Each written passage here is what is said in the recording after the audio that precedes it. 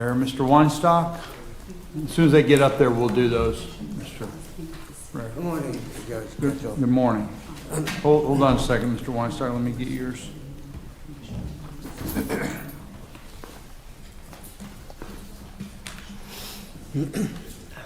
Okay. Your Honor, I'm here representing Justin Brown on 23 CF 2207. Court reviewed the motion. What's the state's position on this? Your Honor, the state would stipulate to the return of the property. Okay, give me an order. All right, Yes. thank you, Your Okay, Honor. we could have done that. I don't even think Sorry. did not require an actual hearing. If you get so long as if the state was objecting, then you would, but anyway, get me an order and we'll proceed with it. All right, Judge. Thank you. Okay, thank you.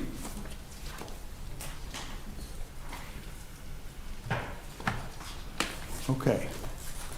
So, Mr. Gates, you got any out of custody? I have not talked to any of them this morning, and I'm covering Ms. Marcus's case as well, Your Honor. Okay. Mr. Harper, any of yours out of custody? Judge, mine are both in custody. How long are we? He's got 18 troops and he hasn't come up yet, so. You know, if we're allowed, I can take a few and see if we can, if I can pass them, I'll pass them at that point. Sure, let's do it. Your Honor, I'll start with Christopher Daniels. Christopher Daniels here. Pass that, Your Honor. Hold on just a second. Let me get to your. Ms. Marcus this morning as well, so Pardon? I'm covering Ms. Marcus's case. Okay, so we doing Ms. Farkas's first or Yes, Your yours? Honor, I'm going to go alphabetical here, make it easy. Okay. So Daniels, Christopher Daniels. I don't see, Your Honor, if I can pass Mr. Daniels. are we gonna pass them, or if they're not here, then aren't they? Yes, Your Honor, we just started, so I want to give him a chance to see if he'll make it. It looks like he was working on his batter's intervention anyway, so I'd like to. And Mr. Gates, is yours out of custody? Yes, Your Honor. Different case. I know. You wanna do yours? I will, but I haven't spoken to Mr. Argini. Okay, just let me know when we do, because we're waiting for the inmates to come up, so we're trying to do some out of custody. Go ahead, I'm sorry, Mr. Gates. You have one, David? I I got one out of custody we can handle, Judge. Okay. And Your Honor, for the record, David Rare for Mr. Charles Abraham and 22 CF 1989. Okay. We're here for an alleged VOP. Given the underlying circumstances. Is that an alleged VOP or you're here for a VOP?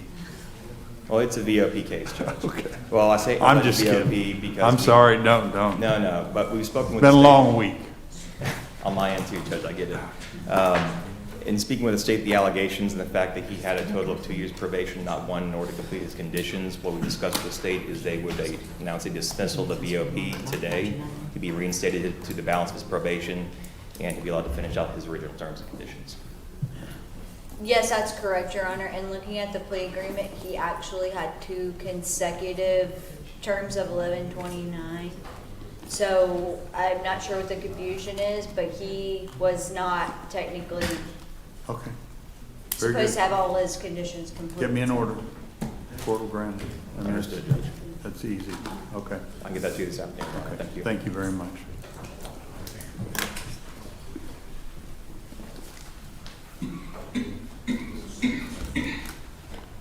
Okay. So, Mr. Gates, you're back up.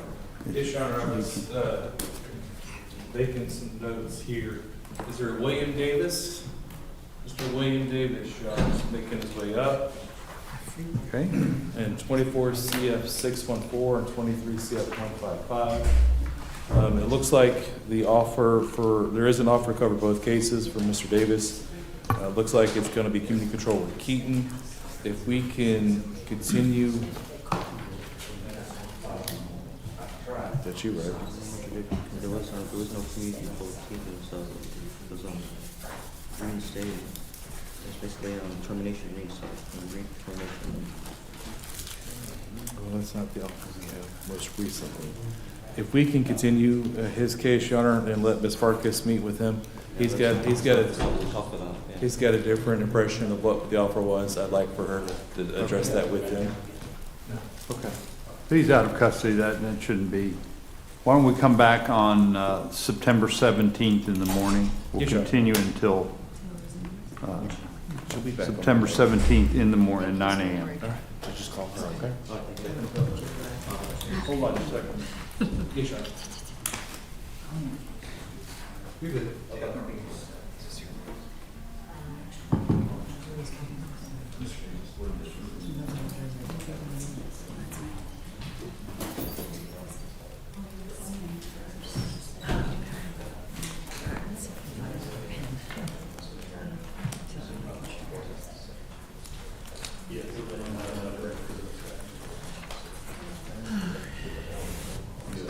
Mr. Gates.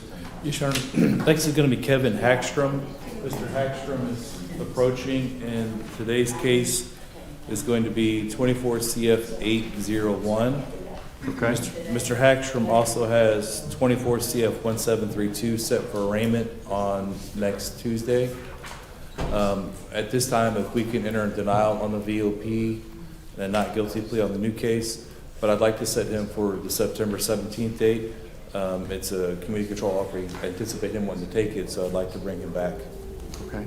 So we'll continue this until September, like you say, September 17th at 9 a.m.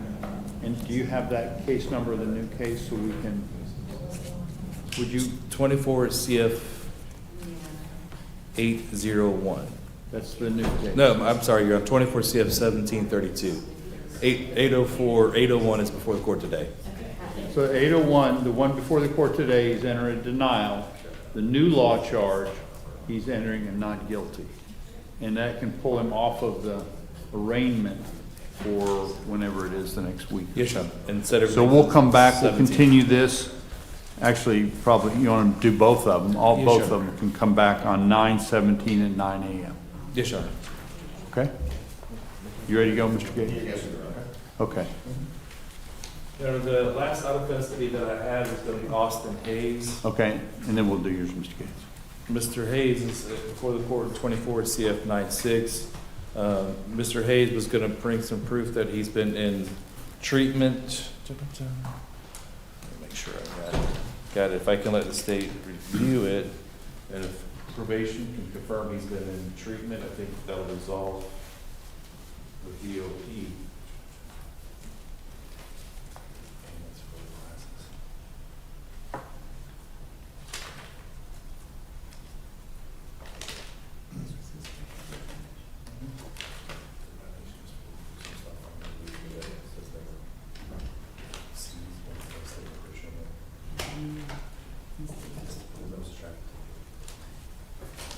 Your Honor, the state is going to dismiss the violation of probation. Very good.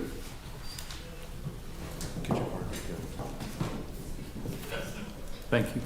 Thank you, Your Honor. Okay. Mr. Gates, and then, I'm sorry, you got two Mr. Gates here. Mr. Private Gates, come on. And then, other Mr. Gates, the inmates are up, so we'll be starting with the inmates once we get through the privates, okay? So, counsel. Good morning, Judge. Thank Good you. morning. Your Honor, Hold on a second, let me get your case up. Okay, got it? Before the court is Scott McGilvery. It's 23 CF 1350, 23 CF 1663, 23 CF 2431.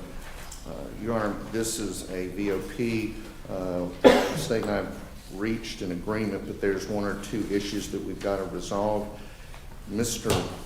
McGilvery has residential issues, and we're trying to get him out to the state of Oklahoma. I heard the September 17th date, but I was wondering, is there anything in the next couple weeks? Yeah, We we can- can come back next week. We've got August 21st in the afternoon, 1:30, He'll be here That's a August miscellaneous. 21st at 1:30. okay? Thank you, Judge. Very good. That's, all you- is that Tuesday? Is that Tuesday? Tuesday or Wednesday? I think it's Wednesday. Okay, thank you. Thank you. That makes sense.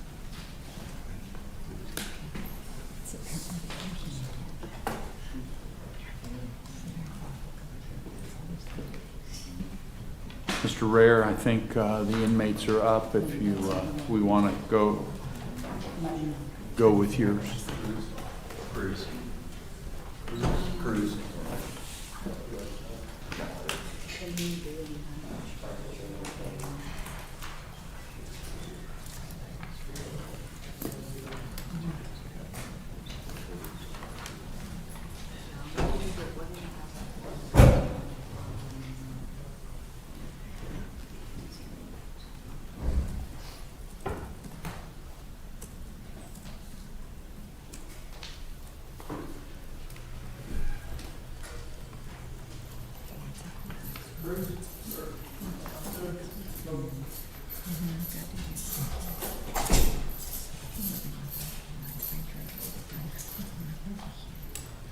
Good morning, Your Honor.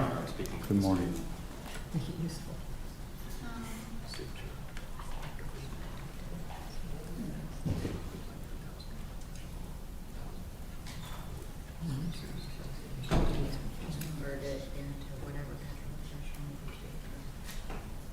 Sorry, Your Honor, I was speaking with the state. In speaking with the state, there would be a stipulation from the state to reinstating a bond in this case. At present, Mr. Cruz is charged with 3 counts, fleeing, eluding, resisting, and DUI. The state said they would not oppose a reinstatement of bond at $1,000 cash professional on each count for a total of $3,000 cash professional, with a special condition that he be reporting into pretrial supervision as a condition of his bond. State? That's correct, Your Honor. He previously had a signature bond on this, so converting it to cash or professional estate would not object to those amounts of cash or professional estate. Very good. Based upon the stipulation of the state, the court will grant the motion for reinstatement of the bond as stated in the agreement, $1,000 cash or professional for each count, along with the pretrial services, just standard reporting, et cetera. Understood, Your Honor. And I've got a proposed order. Could I approach with that? Sure.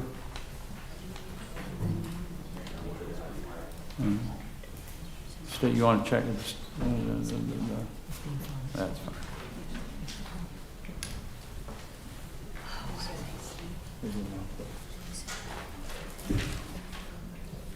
And do we have The next hearing, well, we don't need, do we need another hearing on this? No. Let's confirm we have it already, so I'm not sure if we already pre-trial already said. I just want to confirm with Madam Clerk.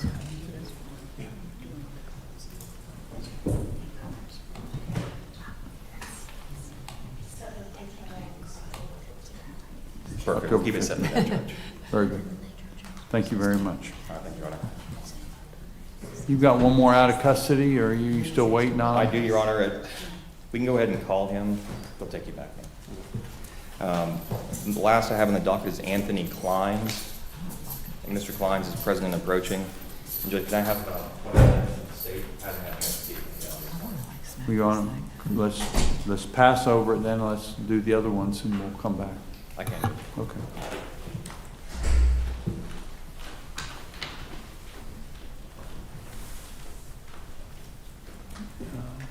Mr. Williams? Good morning, Judge. Good morning. Can we bring up Glover? Just got to bring up a second.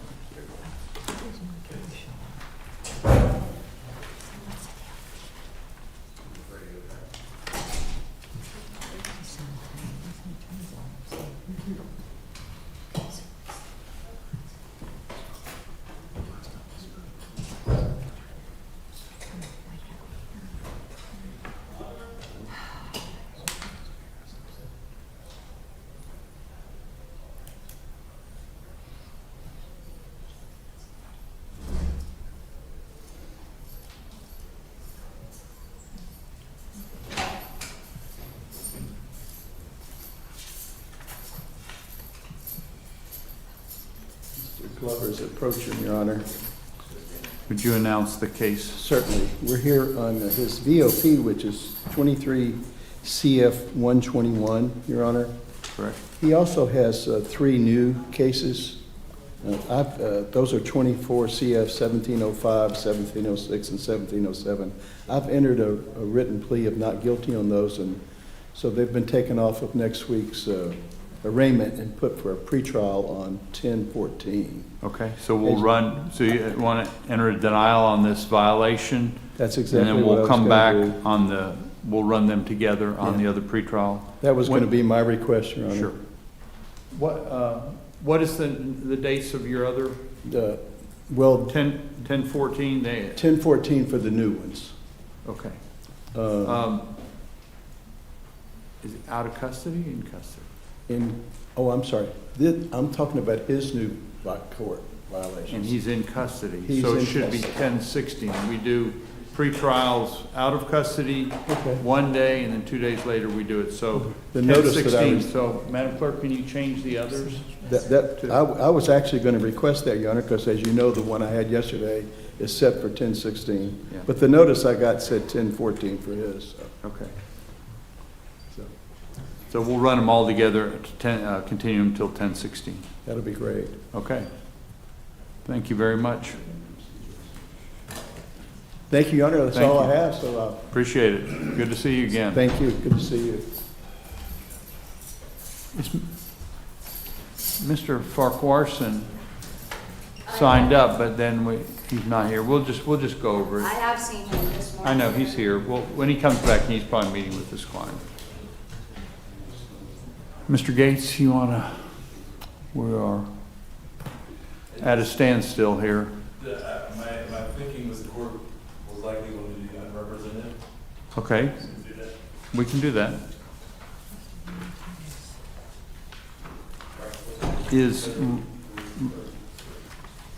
We'll do the first out of custody, and that's is Roy Anderson here today? Roy Anderson, State? Your Honor, if Mr. Anderson's not here, then we're going to request a capias, please. Court will issue a no bond capias. Thank you, Your Honor. Okay.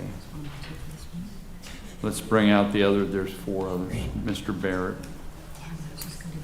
Benning, Howard, and Kubitschek.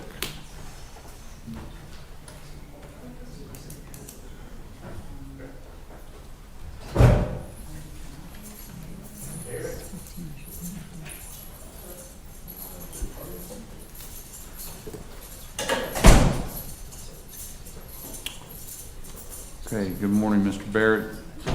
This is, you're here on a violation of probation. It's case number 23 CF 42. First order of business, you do have a right to have an attorney with this new charge, essentially, which is a violation of probation. Do you wish to have an attorney appointed? You want a public defender appointed? You're gonna hire private counsel?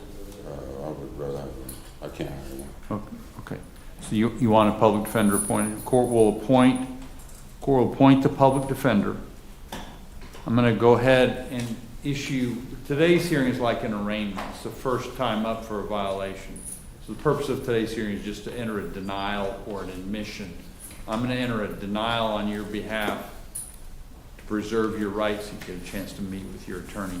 And we'll come back September 17th at 9 a.m. Now, one question is this. Sure. Am I under, from my understanding, I had felony probation, but I did time for it. I did 1129 for it. Am I under misdemeanor probation? Because it's supposed to be 1129 probation. I don't know. Your Honor, is there an offer for Mr. Barrett so he can consider that? I'm sorry, Judge, give me just a second.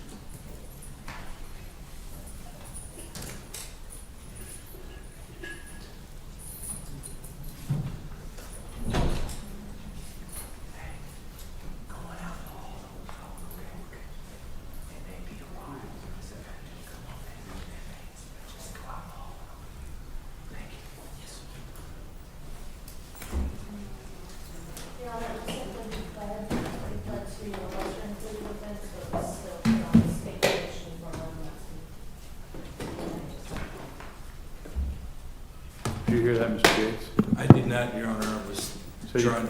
pled to a lesser included, there was misdemeanor, but was placed on state probation. Yes, Your Honor.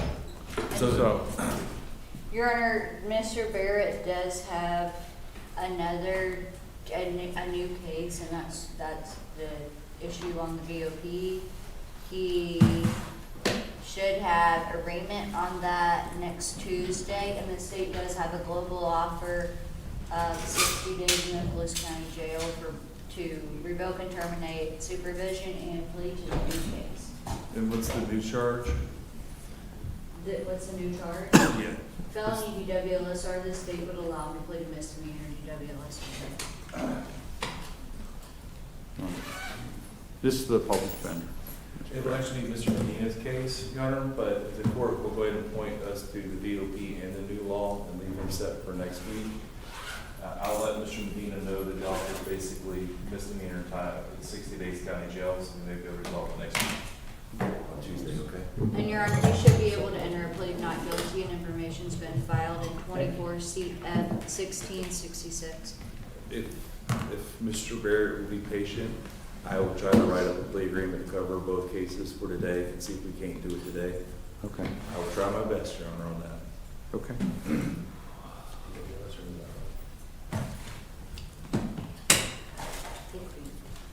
I'll write that up, Your Honor, for Mr. Barrett, if we can pass him. Okay, very good. Thank you. All right, we're gonna hold on to Mr. Barrett. Judge, I have, Ellis available. Ellis?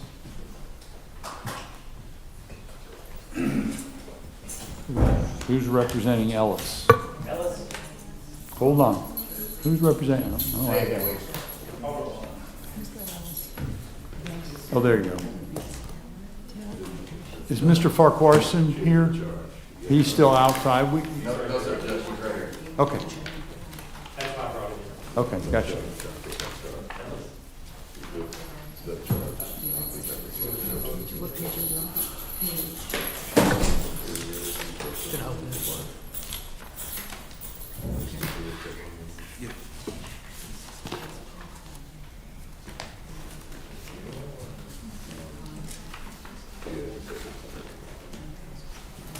Good morning.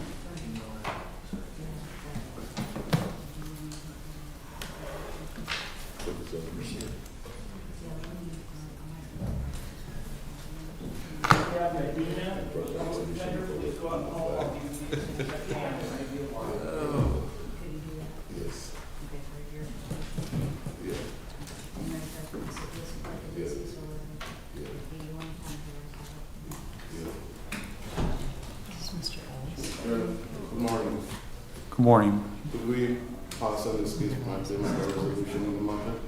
So are you all on the bond motion? Is that what we're dealing with? Well, Your Honor, I think there's an offer that Mr. Ellis might be able to take today. Okay. And his attorney would like time to speak to him about it, I think, if we could Okay. facilitate that. So we'll pass over and we'll come back. Thank you. Sure.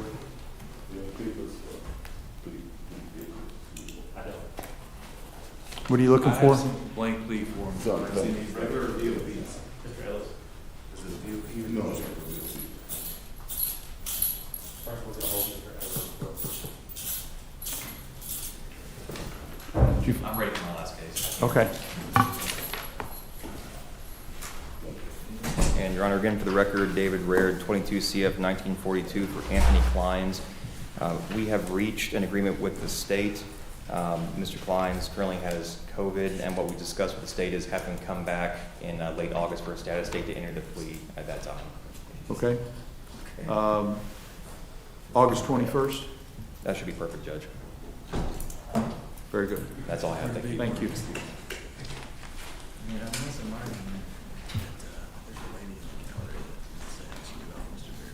Okay.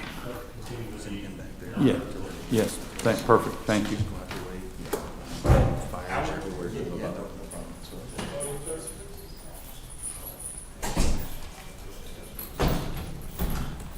Mr. Howard, Good morning, Mr. Howard. Good morning, Judge. This is case number 24 CF 745. This is you're here on a violation of probation. This is essentially a new charge, and whenever there's a new charge, you do have a right to have an attorney appointed. Are you already appointed to his other cases? Yes, Your Honor, Mr. Howard also has 24 CF 1675, which I was appointed to. We were going to ask the court to appoint me to the VOP this morning. Okay, And so then- appointed,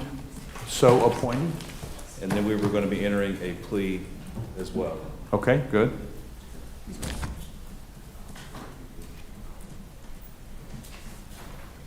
I may approach, Your Honor. You The may. score sheet will be filed later. It's not an hour apart.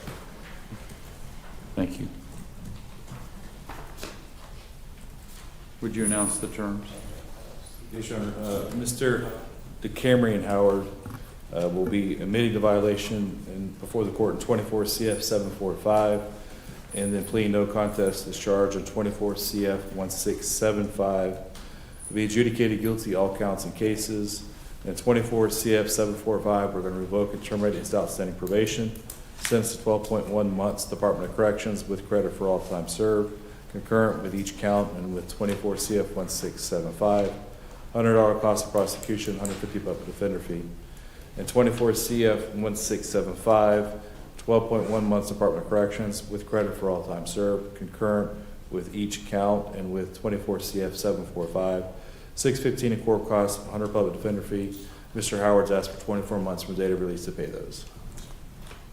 Just one question, I think I know the answer. The possession of paraphernalia misdemeanor. Time Is that served. credit for time served? Yes, Your Honor. Oh, I didn't see that. Sure. That's all right. We had a plea for 1129, and Mr. Howard asked for a DOC sentence, and I forgot to change that. That's all right.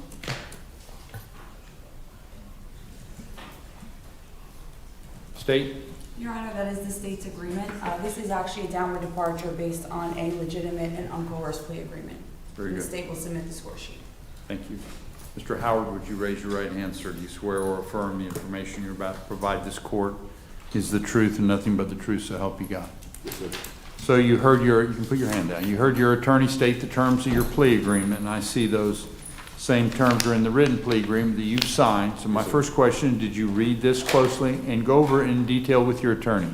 I did, Had sir. all your legal questions answered? Yes, sir. Just one question. Okay, go ahead and ask him. The 2 months that I served before the probation, will I get credit for that? On the VOP, but not the new charge. All right, thank you. The new charge, your credit's going to start from July 16th. Okay. Okay? Okay. That's So, all- that's the only question. any other, okay. Yes, sir. So, you understand after reading this and talking with your attorney that not only will this be a final resolution of this case, but you're also waiving some rights to go to a trial and force the state to prove their case, all that. Those are all being waived in order to get a final resolution today. Is that what you want to do? Yes, sir. You believe this is in your best interest to enter into this plea? Yes, sir. And you are entering this freely and voluntarily? Yes, sir. Okay. Based upon that testimony, the court will accept your plea agreement here today. And in the VOP case, which there are 2 counts, 24 CF 745, the court will revoke and terminate probation. On each count, you'll be sentenced to 12.1 months, Department of Corrections, with credit for time served. And that's, and you're going to be run concurrent with each count and with the other case, which is 24 CF 1675. You've got the standard cost of prosecution and public defender fee. The other case, which is that 24 CF 1675, there's 2 counts on that. On the felony count, you're sentenced to the same 12.1 months DOC with credit for time served, and that'll be concurrent. So the total, you're not stacking them on top of one another, they're being served at the same time, 12.1. But they determined the credit for time served separately. Okay, depending on each case, but the actual time is being served concurrently. In count 2, which is a misdemeanor, just get credit for time, that the actual technical sentence is credit for time served. You're done with that. Yes, sir. Again, standard court costs and fees, and you'll have 24 months from your release from DOC before all the fees and costs are sent to collections. Yes, sir. Okay, any questions? No, sir. One last thing, even though you just entered into this plea agreement, you do have a right to appeal it. You got to do it within 30 days. Yes, sir. Thank you. Thank you. Thank you. Yes, sir. And Your Honor, that'll resolve Mr. Howard's arraignment that was scheduled for August the 20th. Okay, did you get that, lady? Okay. Who is it? Okay. Yep, got it.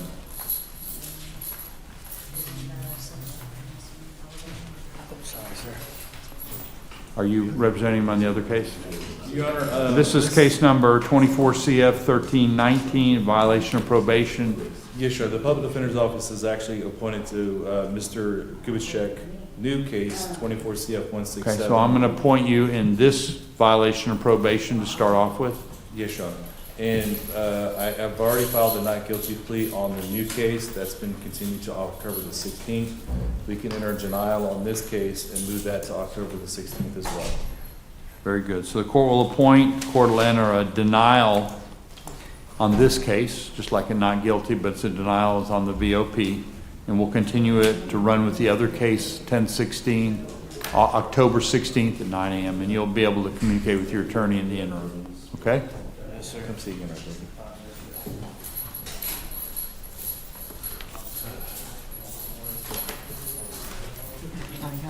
Mr. Harper, you want to knock yours out? Yes, Judge,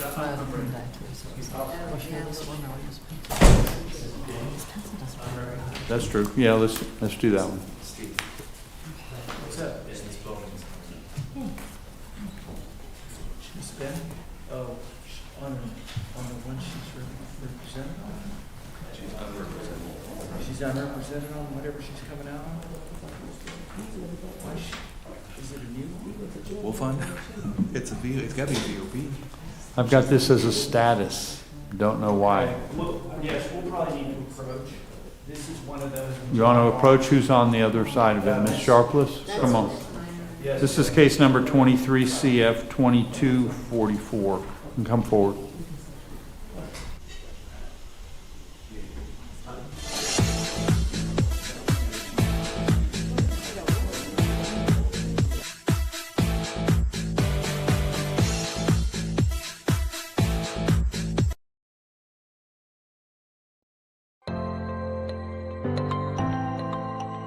Check out the soaps, bath bombs, and other bath and body products, all made by hand with natural ingredients at Hub City Soapery.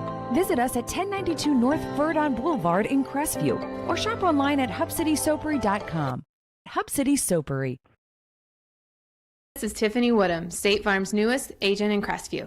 I'd like to personally invite you to stop by my office for a no-cost policy review. Let me help you start saving today. Call in, walk in, or click in at yourcrestviewagent.com.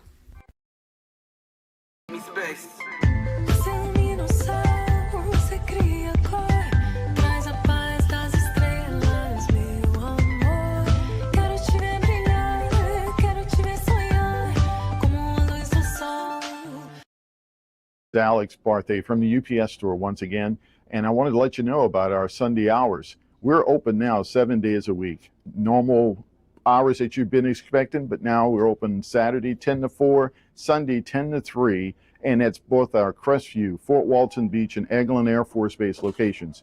So you have things to do, go and do it. Just know the UPS store is going to be here. Again, Sundays 10 until 3 p.m. For years, I proudly served Florida as a state trooper. During that time, I investigated over 1,000 car, motorcycle, and trucking crashes. My mission was simple, to help the victims. Now, as an injury attorney, I can do even more to help accident victims. Hi, I'm attorney Coy Browning. If you... Okay. He's got your email, Mr. Harper. Are you all ready, Mr. Farquharson? Are you all still working on it? Yes, we're still. Okay, that's all right. When you're ready, let me go. Mr. Harper, we'll do yours. Judge, this is Benjamin Jackson, number 17. Jackson. Okay. She's before the courts on 23 CF 2443. Judge, there's also a new law violation. We're trying to incorporate that into the resolutions of this. If we can move this to the next miscellaneous court dates, the state has extended an offer, and I think we just need to see if we can get these both resolved. Can we do it on the 21st next week? Are we able to do it that quick to get everything together? Yes. Next week's fine. Okay, so we'll continue until August 21st. And that's going to be at 1:30, a little bit of an unusual one.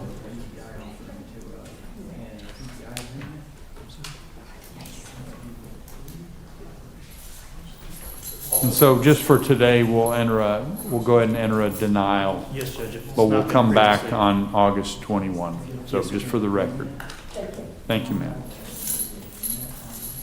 Yes, sir.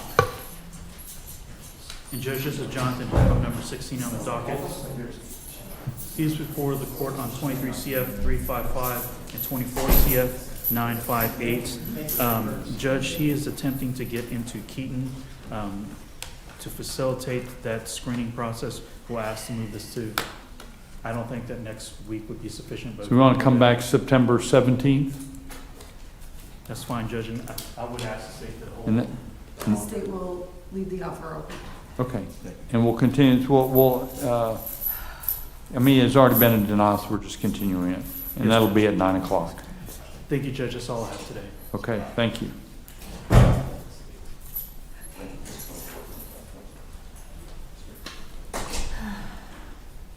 Ms. Sharp, let's just wave at me when you all are finished with Mr. Farquharson. Ms. Dudley, are you ready to go?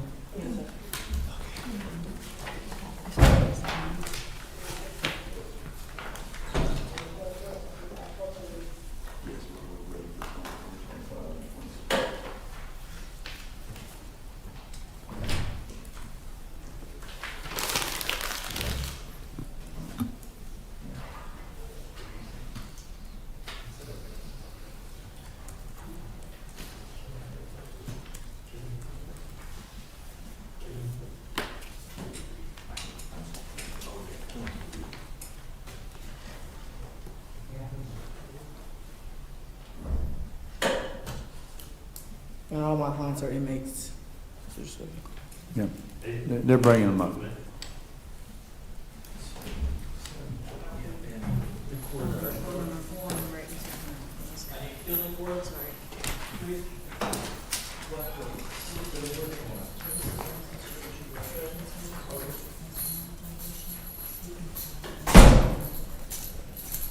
Your Honor, this is William Killingsworth in 23 CF 2156.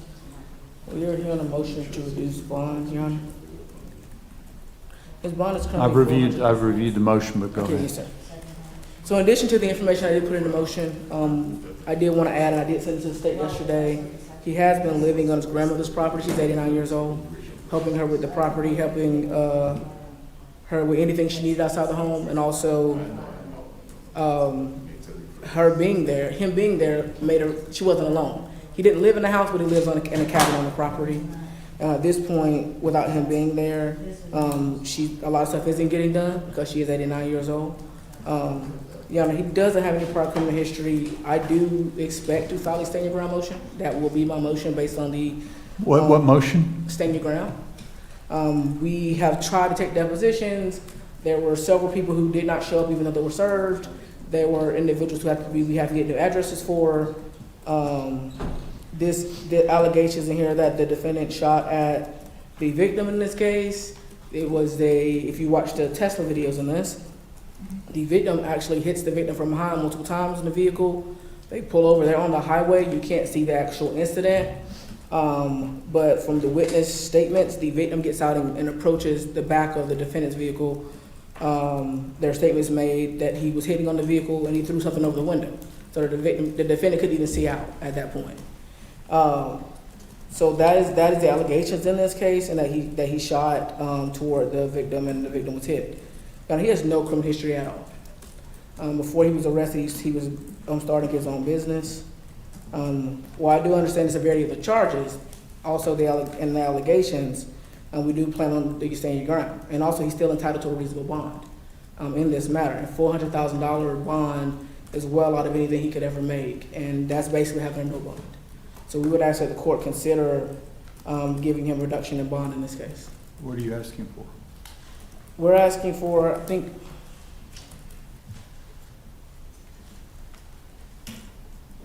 he's asking for maybe $10,000 to $20,000 bond with any conditions the court deems appropriate, so he can get back out. His mom is present. He does have family here. Based on the fact that he doesn't have any criminal history at all. We believe GPS or whatever the court deems appropriate will protect the public, as he doesn't even know who the victim. He doesn't know him. It was a incident that happened on the highway. Your Honor, the state maintains its position of objecting to reducing the bond. From what we know, both victims were opposed to it. The last time that this was brought before the court, there was a motion for bond reduction, which was denied back in November of 2023.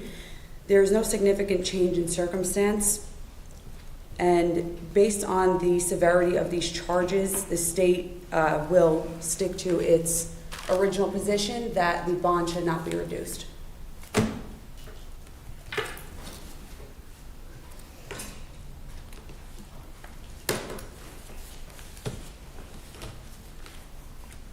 So by your not opposing some of the allegations, I just want to make clear that I assume you're not disagreeing with the defense that there's no prior criminal history? Your Honor, I did see a prior DV battery by strangulation charge from 2014. And what's the... There was a withhold of adjudication. Okay. Is there a flight risk? Not that the state's aware of, Your Honor. He does state that was the incident with his brother. Was and what? I did forget about that. He did inform me of that one. I apologize. He said it's the incident with his brother, Your Honor. Okay.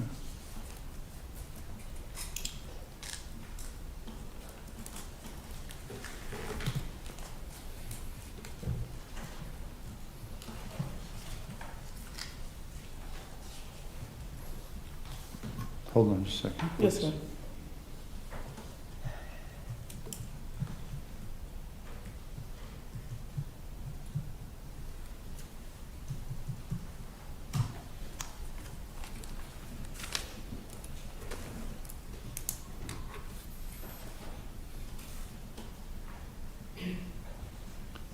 Have there been any change in circumstances, Ms. Dudley? In this case, we've been trying to move the case forward. At this point, with officers and people not showing up, I think it is a change in circumstances. He's sitting in jail, and we're trying to do depositions, which we had scheduled, and numerous individuals who were served did not show up, which caused us to have to redo depositions again and get new addresses for individuals who are listed as state witnesses. Some of them who actually witnessed the actual incident, or the beginning of the incident.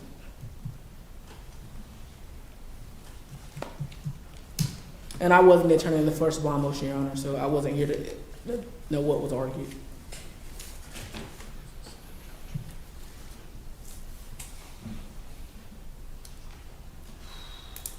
I think that was in front of Judge Clark when she was covering it.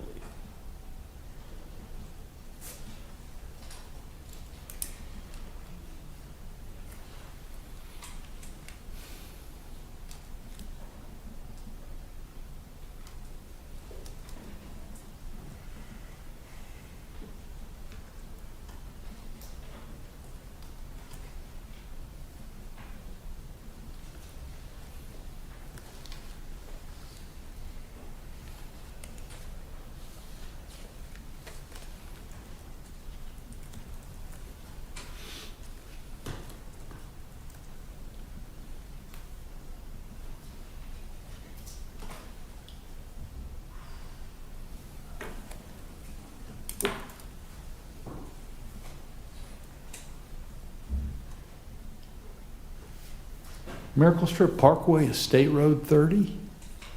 Never heard of such a thing. Really, is it, Mr. Gates? That was what was in the police report. Your Yes, in Honor. the report. I didn't know that, Your Honor.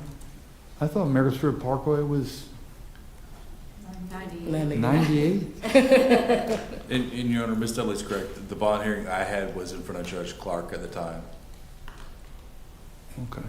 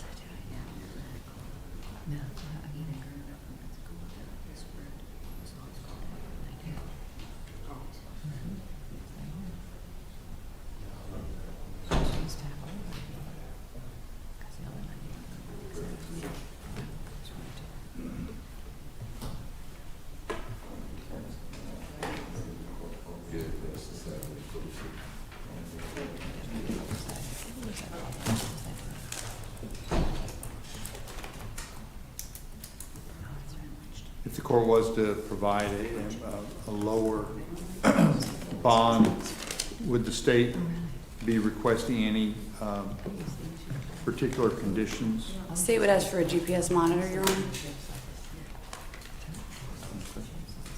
And we would ask that that be set at $1 per day, Your Honor, if you do.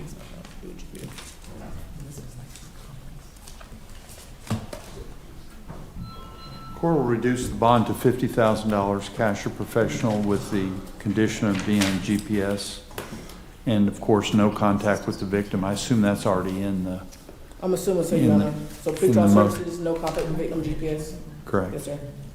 And no contact means it's your obligation to stay away from that individual. I know you probably don't even know who the individual is, but if you ran into him, you would have to recede. Yes, sir. Okay, it's not a mutual stay away order, it's a you stay away, Yes, sir. okay? And everyone gets real antsy about it, particularly with the seriousness of the charges that are before the court. So, and I will say that part of the reason why I'm doing it, I'm gonna put it on the record. We've got to move these cases and get this evidence. And, you know, when you got somebody sitting in jail for months after months after months and can't get depositions, that has an effect on the whole system, so I'm just laying it out there. You know, you're gonna have to put up with me too much longer, but that, court does take that into consideration. Okay. Thank you, Your Honor. Thank you.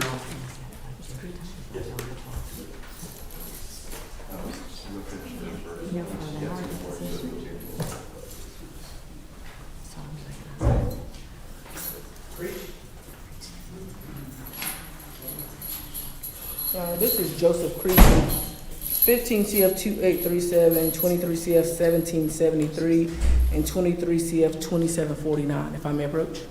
You may. Thank you.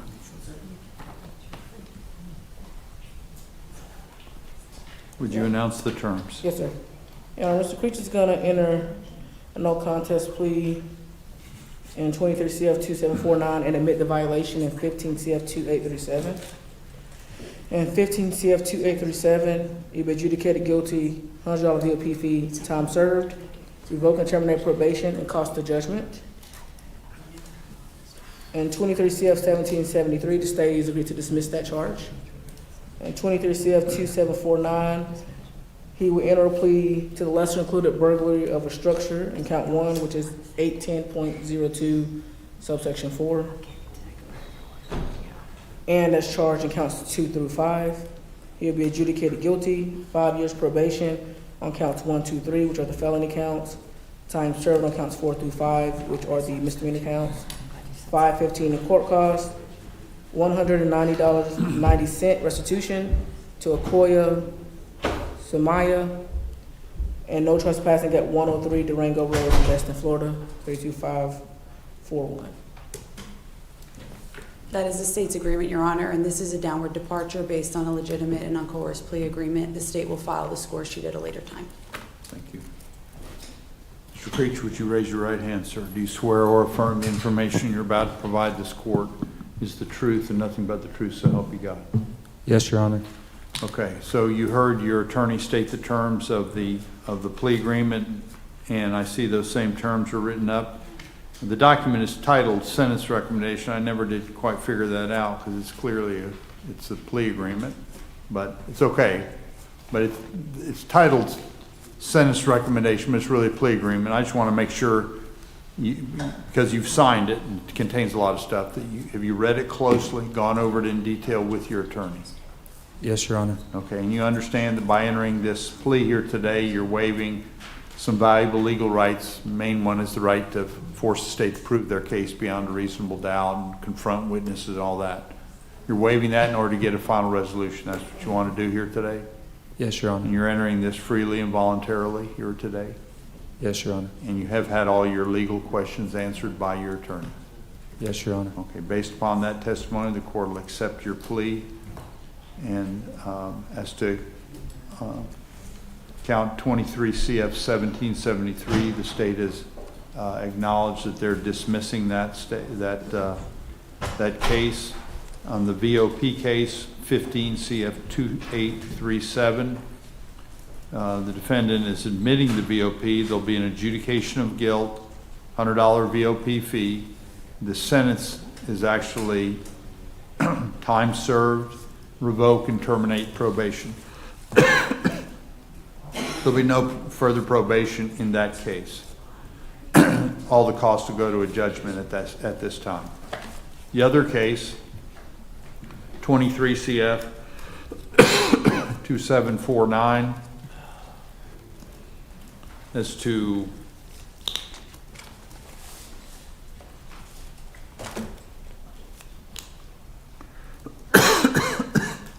count 1, you're entering a plea to the lesser included charge of burglary of a structure. And counts 2 through 5, it'll be an adjudication of guilt. As to counts 1 through 3, the sentence is 5 years probation. And the sentence will be credit for time served on counts 4 through 5. There is the standard court costs. The restitution as stated by defense counsel is contained in here, and the no trespassing, both of which are very important. Don't mess up on those because people take those real serious. Yes, sir. Any questions? No, Your Honor. One final thing, even though you just entered into this, you do have a right to appeal this. You got to do it within 30 days. Yes, sir.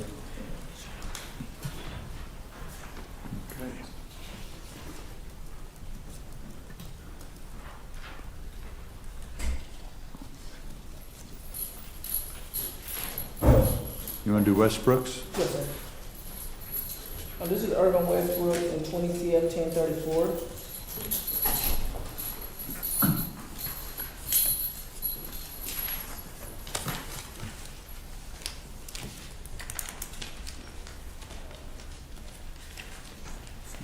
We entered the denial today.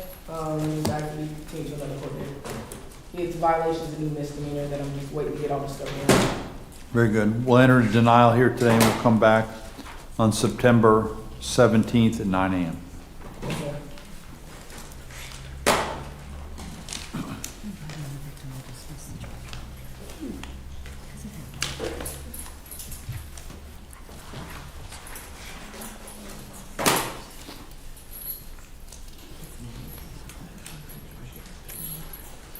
That's all I have, Your Honor. Thank you. Thank you. Have a nice day. Mr. Farquharson, are we ready?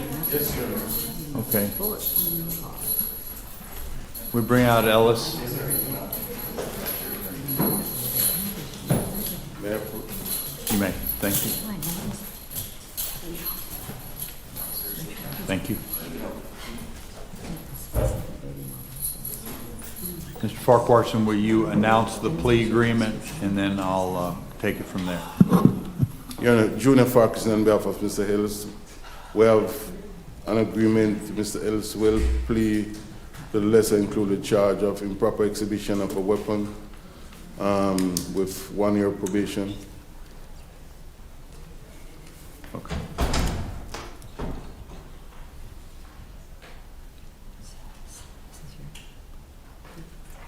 There's also a no trespass Right, no at trespass. Pelican Place, no weapons during the supervision.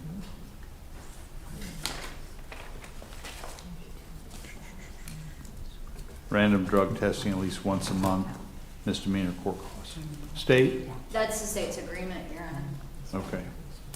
Mr. Ellis, would you raise your right hand, sir? Do you swear or affirm the information you're about to provide this court is the truth and nothing but the truth? Yes, sir. Mr. Farquharson, you gotta get your client to sign this. It's all right. And Your Honor, the state should say that the state has complied with Marcy's law in regards to this plea. Very good. Yeah, that's the felony, correct. May I approach again? You may. Thank you. Thank you. Okay. So, Mr. Ellis, you heard your attorney state the terms of the plea agreement. Yes, sir. And I see that you have signed the written plea agreement that contains those same terms. Yes, So I just want to make sure, have you read through the plea agreement closely and gone over it in detail with your attorney? Yes, sir. Had all your legal questions answered about this plea agreement?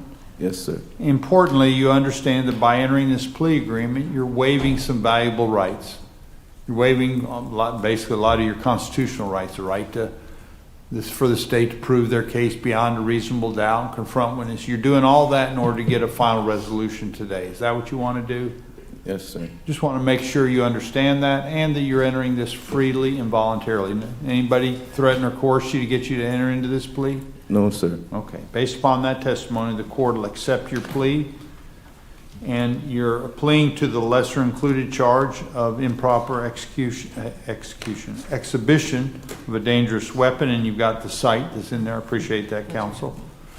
And you're sentenced to 11 months, 29 days probation with JCS. Importantly, no contact with the victim. What is the victim's name? Do we know that? Your Honor, I have that written and I'm. Probably need to put that in here, Mr. Farquharson. That's real important. No contact with the victim and no trespass, Mr. Ellis. This is important that, this is an important note to you based upon the charge. This is a one-sided stay away order. You understand what I'm saying? So in other words, if you ran into the victim, I don't know what the relationship, you may never run into that person again. I don't know what it is. But if you bumped into each other in Walmart, you got to stay away, because if not, you'll be in violation. They're not going to be in violation. So if they call you on the phone, you're in violation. Just stay away Your from Honor, I it. had written that out to the side. The victim's name is Jocelyn Hall. I tried as good as I can to make it more prominent so you can see it on the plate. Okay, thank you. You're welcome, Your Honor. So do you understand that, Mr. Ellis? That's important. Yes, sir. I don't want you to mess up your probation. Pardon? State one, they both work at the same place. No, I'm sorry, say that again? you don't work anymore. Oh, he doesn't work. No, okay, no problem. I thought that was work at the same. That's fine. Okay, very good. So, any questions, Mr. Ellis? No, sir. Okay, very good. You do have 30 days to appeal this if you wish to. Okay. Thank you, Your Honor. Thank you. Really appreciate it. You have a good day. Yeah.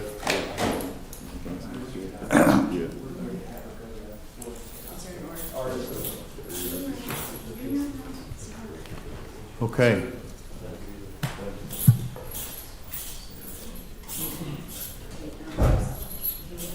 Okay.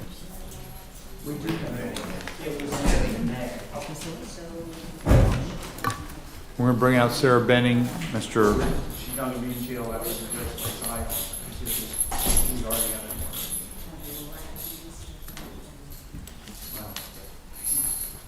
It's good to see you. Make sure it's forwarded.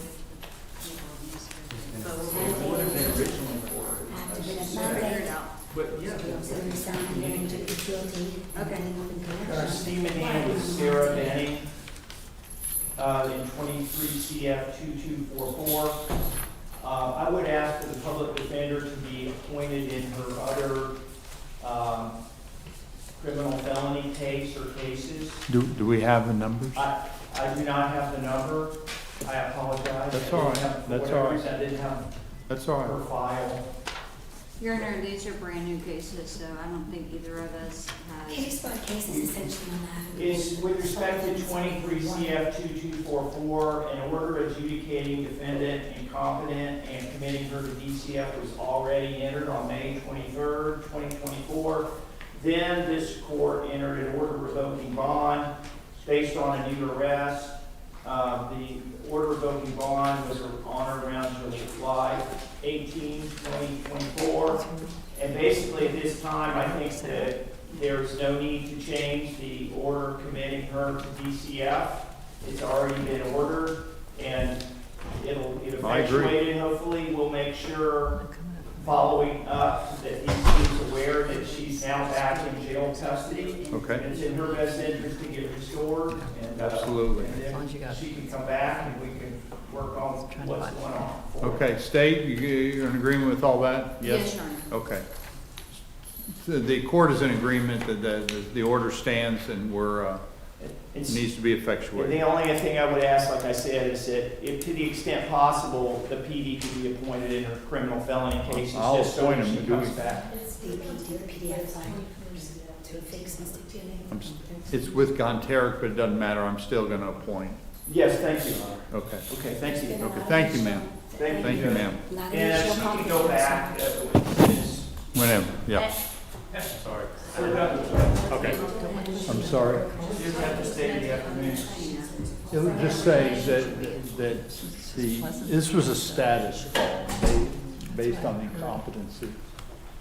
The court previously ordered her to be committed, so it just needs to be effectuated. I don't know why there was a status. It might have had to do with she picked up new charges. I think the status was scheduled while she was still out. Okay. While there was this uncertainty regarding John Barnes' replacement. Right. And then meanwhile, she got a new charge order, so we'll get Under it the straight. law, if you can be restored locally, they want you to restore locally. There was a determination made that she could not be restored, and therefore the commitment and the transfer to the state hospital should be effectued. Use a big term. And for whatever reason, she was bonded out, because we previously communicated with DCF, and they do Yeah.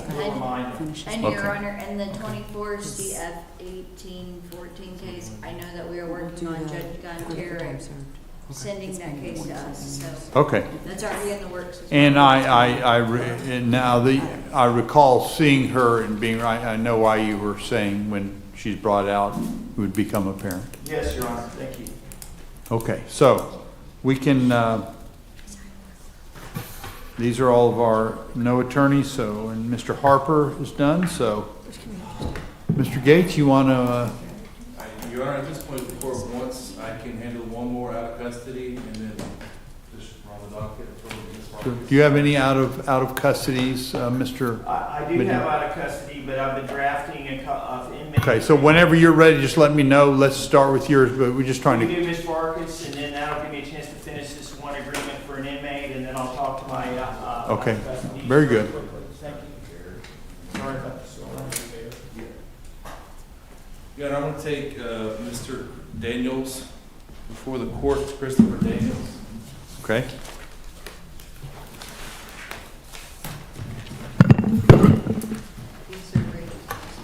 These are going to be Ms. Farkas' cases, Your Honor.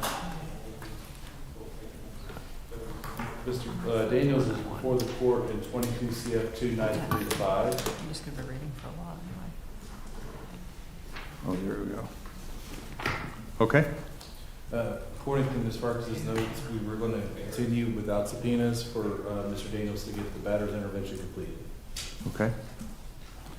Very good. We'll continue this. How long do we need to continue for? A month, 2 months? I mean, I don't know how long batter's intervention, 6-month program. If we can do 2 months, Your Honor, and just an abundance of caution, if Sure. we get it done before then, Ms. Farkas can always move it up. Why don't we do it for October 22nd, That'll be perfect. 9 a.m. Thank you. Thank you, sir. Okay, thank you.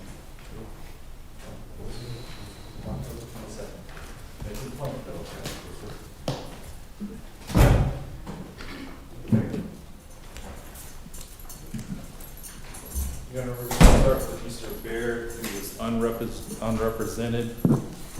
Any questions on the plea agreement? You good with that? 60 days county jail, credible time served. And she's reducing the new charge to a misdemeanor. Okay?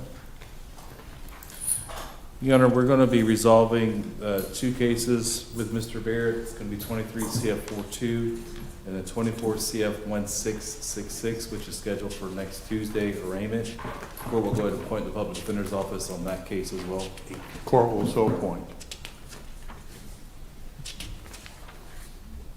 And while I'm signing, Your Honor, obviously we were not appointed to Mr. Barrett's either of his cases, so he would be entering this plea without the opportunity to review discovery and is foregoing that by entering the plea. Okay.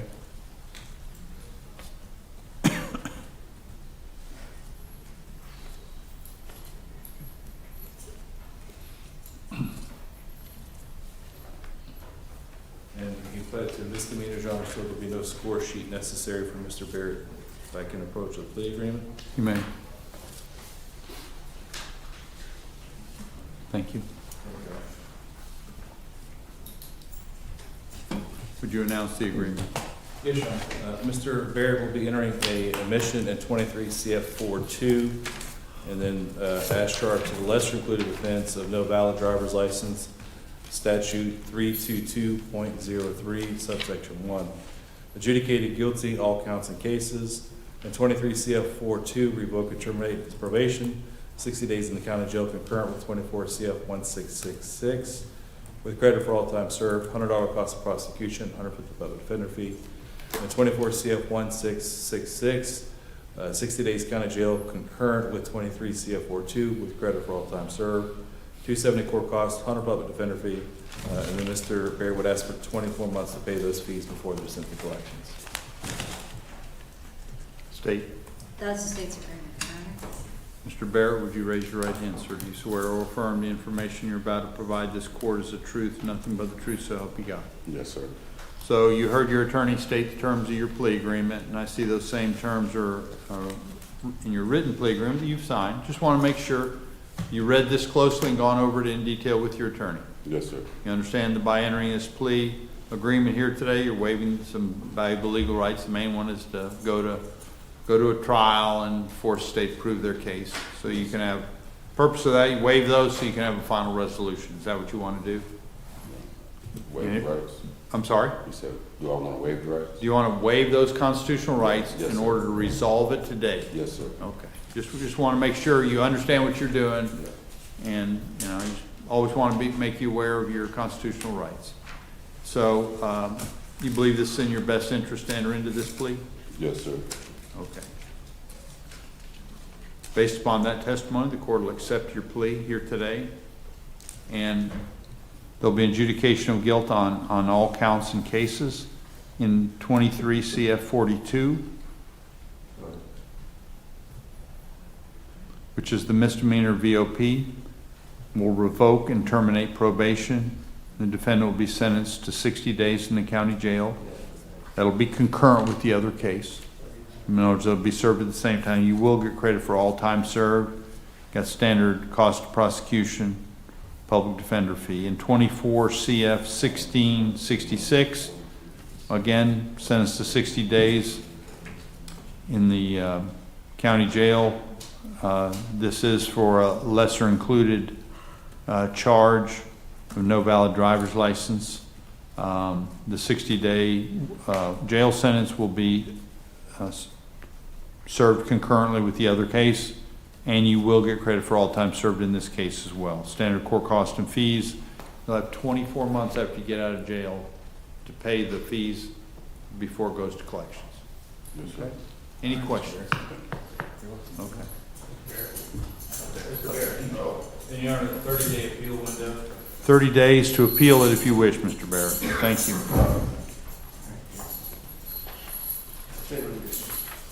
Well, this is going to continue to Your Honor, we have a plea agreement to be filed in his case. If I may let him sign this.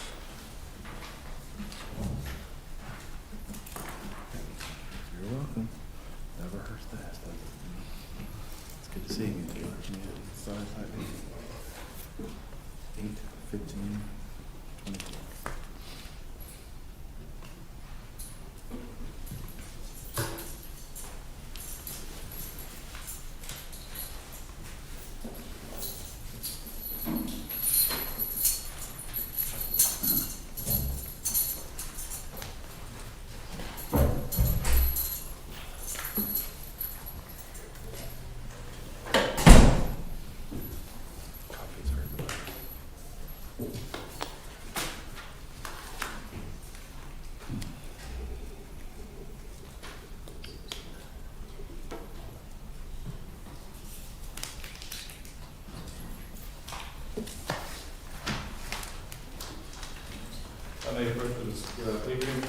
You may.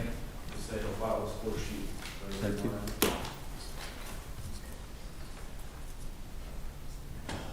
Would you announce the terms? Yes, Your Honor. Mr. Dixon's before the court in 21 CF 869, 21 CF 870, 22 CF 216, 22 CF 221, and 24 CF 32, all violations of probation before the court.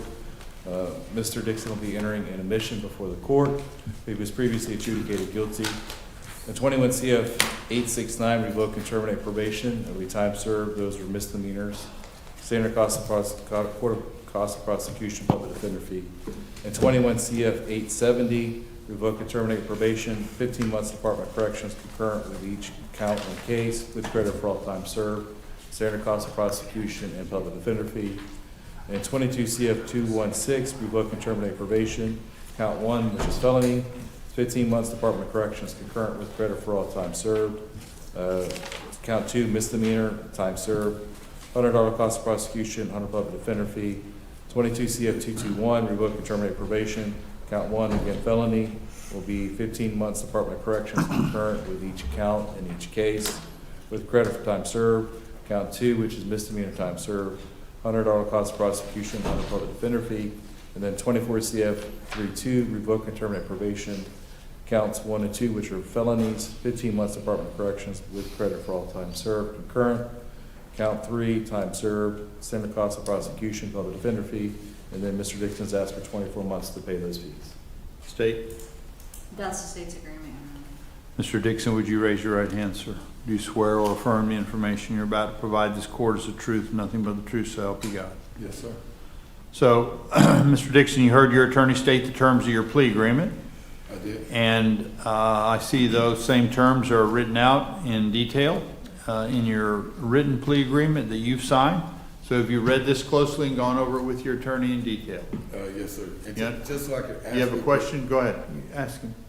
This is credible, like all time, so any time. Now, obviously, in the 24 case, you're not getting your 2021 credit because you went to jail on 24 on 21 case. Does that make sense? Your arrest date, April 11th. So you get credit on this case from that case, all right? But on a 24 case, you get credit from that date. Does that make sense? Okay. All right? All right. Credit for time served is calculated as to each individual case. Okay. Anyway. So, so you get all your question answered? Yes, sir. And importantly, you understand that by entering into this plea agreement, you're waiving the right to go to a trial and some other valuable legal rights. You believe that's in your best interest to do that? You Yes, understand what I'm saying? Yes, sir. Okay, you had a blank look, like, I want to make sure you understand. No, I'm sorry, sir. Yes, sir, I understand. Okay. So, just want to make sure you understand what you're doing. There's a lot of stuff here. I mean, you've got a concurrent 15-month DOC sentence, so I want to make sure you understand what you're doing and that you're entering into it freely and voluntarily. Do you have any further questions you need to ask your attorney about this? Yes, sir. One moment. They would have to make a coterminous, which would not be the Okay. All right. All right. Okay. So I ask you again, have you had all of your legal questions answered Yes, about sir. this plea agreement? Yes, sir. And are you entering into this, after you understand all that, are you entering into this freely and voluntarily? Yes, sir, I am. Nobody threatened to coerce you to get you to enter into this agreement? No, sir. You believe it's in your best interest to do so? I do. Okay. Based upon that, the court will accept your plea agreement. You've got 1, 2, 3, 4, 5 cases, and you've got 1, 2, 3, 4, 5 of those charges are misdemeanor VOPs, and 1, 2, 3, 4, 5 of the charges are felony VOPs. So I'm going to describe these based on the felony VOPs and the misdemeanor VOPs. On the misdemeanor VOPs, we're revoking and terminating probation. You'll get credit for time served. Got some cost of prosecution and public defender fees, but those will go away other than the payment of those costs. You're finished with that. The 5 felony violations of probation are also identical. In those, you're revoking and terminating probation, so no more probation, but you're being sentenced to 15 months DOC. In each of the cases, they're all going to be concurrent with each other. So you're running them at the same time. But as the question you were asking regarding, we don't calculate the credit for time, what the credit is for the time served. That's actually the jail function. We don't have any control over it.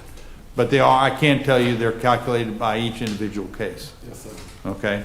So I don't know exactly how all that fits out. Okay?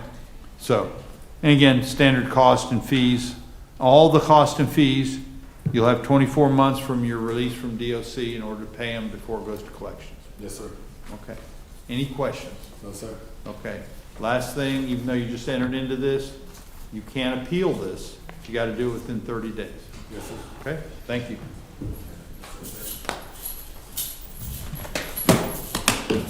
Next is Doug. Travis. Doug?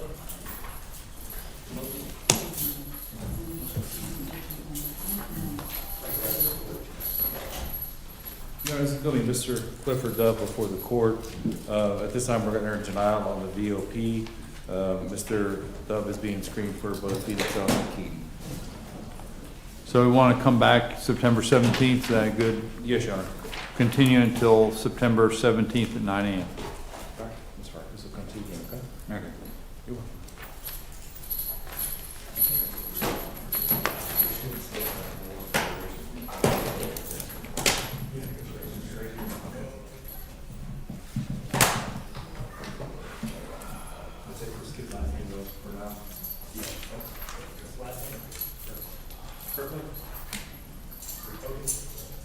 This is going to be Montreal Kirkland before the court in 01 CF 535 and 01 CF 906. Okay. Based upon my conversation with Ms. Shardina, we're going to ask the court to bring Mr. Kirkland back for Monday. My anticipation is if everything works out, we're looking at a plea agreement that'll get him released on Monday. On Monday? Yes, Your Honor. That's the reason it's a time served plea, and the state wanted to look at one more thing before they agreed to it. Okay. How about we bring him back on Tuesday? We've got a heavy docket day. Can we come back on the 20th for miscellaneous?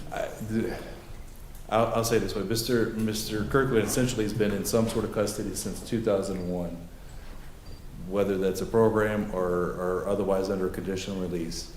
I would prefer Monday. I think if the court wanted Tuesday, it's 24 hours. It wouldn't be a whole lot of difference, but trying to get him out sooner than later is my goal. We'll continue until docket day on the 19th, 9 a.m. I greatly appreciate that, Your Honor.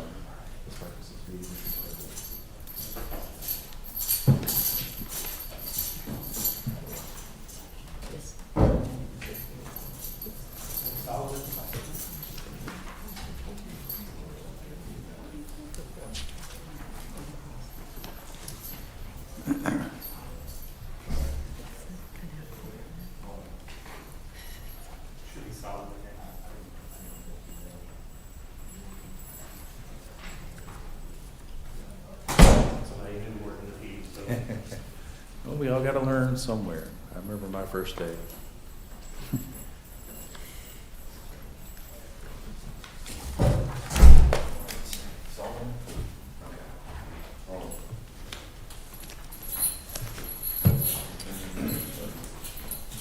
Your Honor, this is going to be Mr. Dane Charles Solomon before the court in 21 CF 499. I think first, before we move to a resolution, at this time, defense counsel will stipulate to the report from Florida State Hospital finding Mr. Solomon competent to proceed. State? Your Honor, the state will stipulate as well. Very good. Based upon that, Your Honor, I have a plea agreement to be filed to cover Mr. Solomon's violations of probation.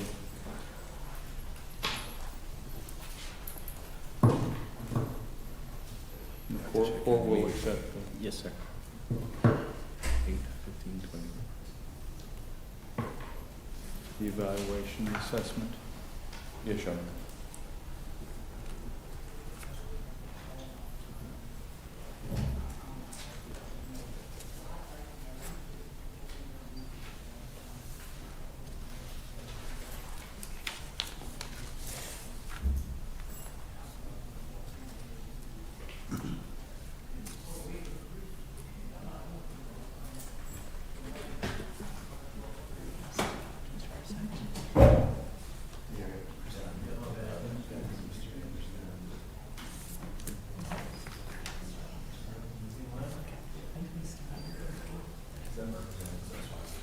Okay, I'll make sure that. You may. This will be a modification, so the state will not be filed. Okay. Would you announce the agreement? Yes, Your Honor. Mr. Solomon will be admitting the violations before the court. He was previously adjudicated guilty. We're going to modify and reinstate his probation, $100 cost of prosecution, $150 public defender fee, required to complete the original requirements. Defendant was already part of the mental health court program. He did complete that, so that condition can be removed if it hasn't already been removed. and then maintain mental health treatment and take medication as prescribed. That is the state's agreement, Your Honor. Mr. Solomon, would you raise your right hand, sir? Do you swear or affirm the information you're about to provide this court is the truth, nothing but the truth, so help you God? Yes, Your Honor. So you heard your attorney, you can put your hand down. You heard your attorney state the terms of your plea agreement, and I see you've signed the written plea agreement. Just want to make sure, have you gone over it with your attorney and make sure you understand all the terms? Yes, Your Honor. And you're waiving the right to go to a formal hearing in order to enter into this? I am, Your Honor. Is this plea agreement what you want to do here today? Yes, Your Honor. And you're entering this freely and voluntarily? Yes, Your Honor. Okay. Based upon that, the court will accept your plea. There was, as stated by your attorney, it was previously adjudicated guilty. Court will modify and reinstate probation. You got $100 cost of prosecution and public defender fee. You must complete the original conditions. You've already successfully completed the mental health court program. That can be deleted from the original. And importantly, and this is probably the most important thing, is you need to maintain your mental health treatment and take your medication. In other words, stay on your program that you're working on now. You've worked hard to get to this point, and you know, sometimes I know you get up and you're feeling good and say, oh, I don't need to do it today, or I don't need to take it today. That's when you fall into a trap. So we want you to be successful, okay? Thank you, Your Honor. Okay. All right. Thank you. Sir.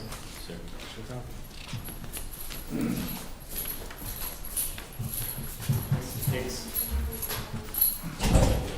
Hicks.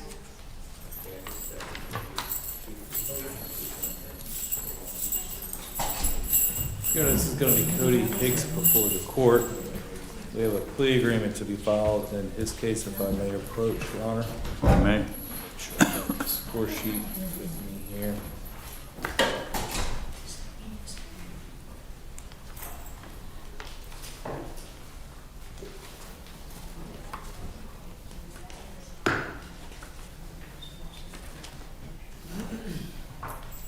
Score sheet reflects the guideline sentence, Your Honor.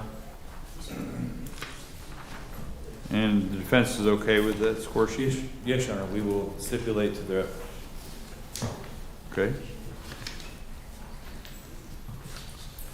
Please, may announce the terms. Yes, Your Honor. Mr. Hicks will be admitting the violation before the court. He was previously adjudicated guilty. We're going to revoke and terminate his outstanding probation. Sentence him to the Department of Corrections of 12.85 months with credit for all time served. State has also agreed to give Mr. Hicks credit from March 18, 2023 to July 18, 2024, while Mr. Hicks was being housed in Santa Rosa County Jail. $100 cost of prosecution, $150 public defender fee. Mr. Hicks would ask for 24 months from his date of release to pay those outstanding fees.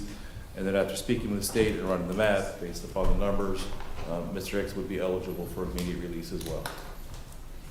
That is the state's agreement, Your Honor. Does that need to be put in here? I can write it if the court would like.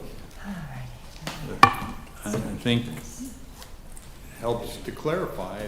Yes, Your Honor. Not an important factor for your client, I'm assuming. Mr. Hicks would like to have that in the plea as well.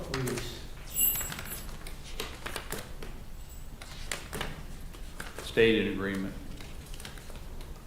Yes, Your Honor, the state is in agreement.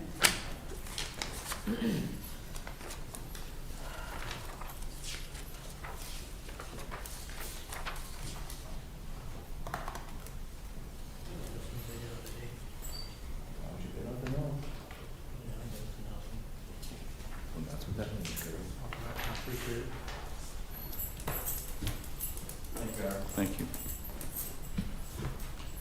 So, Mr. Hicks, would you raise your right hand, sir? Do you swear or affirm the information you're about to provide this court is the truth, nothing but the truth, so help you God? Yes, sir.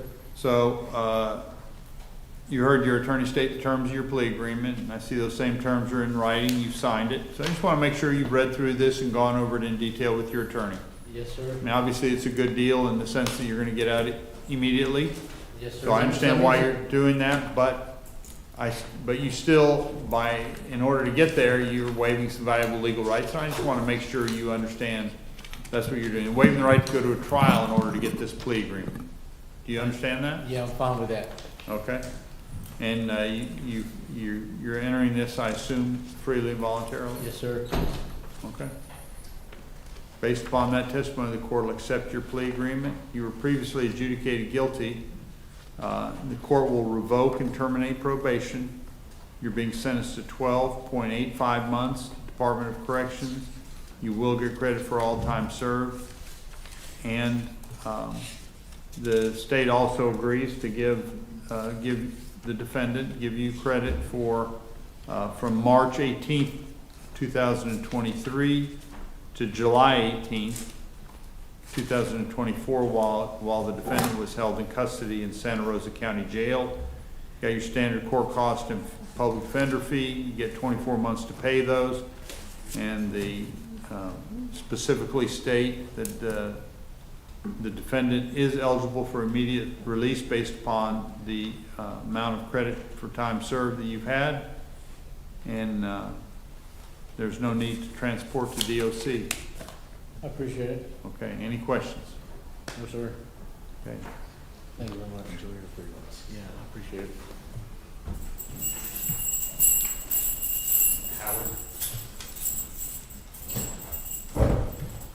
Howard?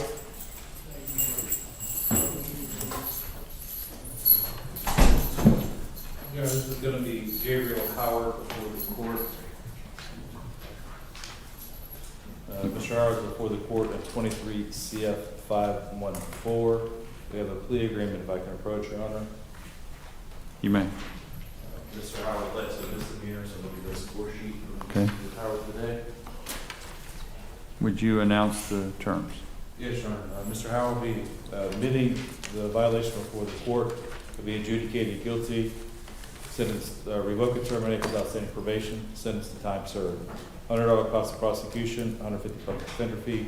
You'd ask for 24 months to pay those outstanding fees before they're sent to collections. State. That is the state's agreement, Your Honor. Mr. Howard, do you raise your right hand? Do you swear or affirm the information you're about to provide this court is the truth and nothing but the truth, so help you God?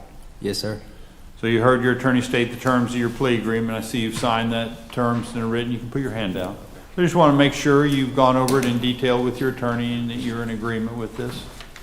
Yes, sir. And you understand you're waiving the right to go to a trial in order to get a final resolution here today. Yes, sir. You believe that's in your best interest? No, sir.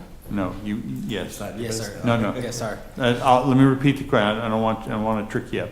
Just want to make sure that you're in agreement with this plea agreement. Yes, sir. Okay.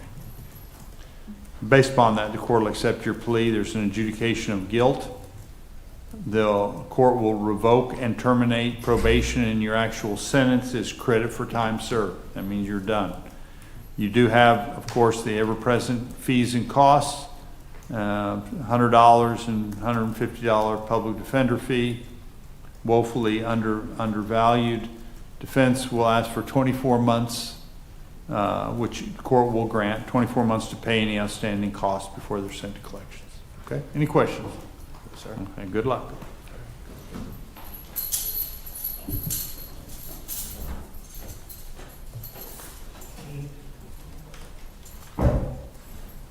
King? Your Honor, this is going to be Christopher King before the court in 22 CF 1282 and 22 CF 2569. Mr. King is also on the afternoon docket under 24 CF 1597. I have not been appointed to that case. I'd like the court to appoint me to that case. The court will appoint you to the new law charge. Do we have, let me make sure here.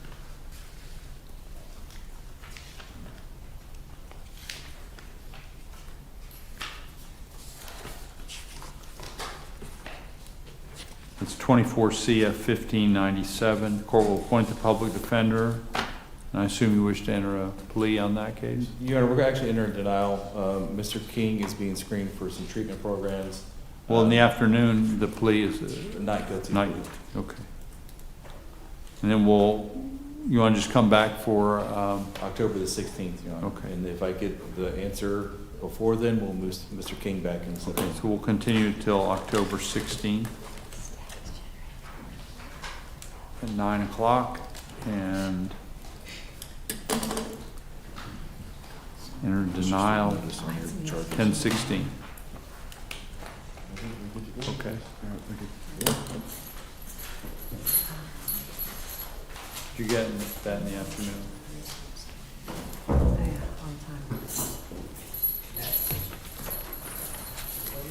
This is going to be Mr. Daniel Knapp before the court in 23 CF 2285. Mr. Knapp also has a new law violation, 24 CF 163, that is actually scheduled for September the 12th. I have a plea agreement to be filed in both cases. If I may approach, Your Honor. You may. The state will be filing a score sheet later, but it will not be down to departure.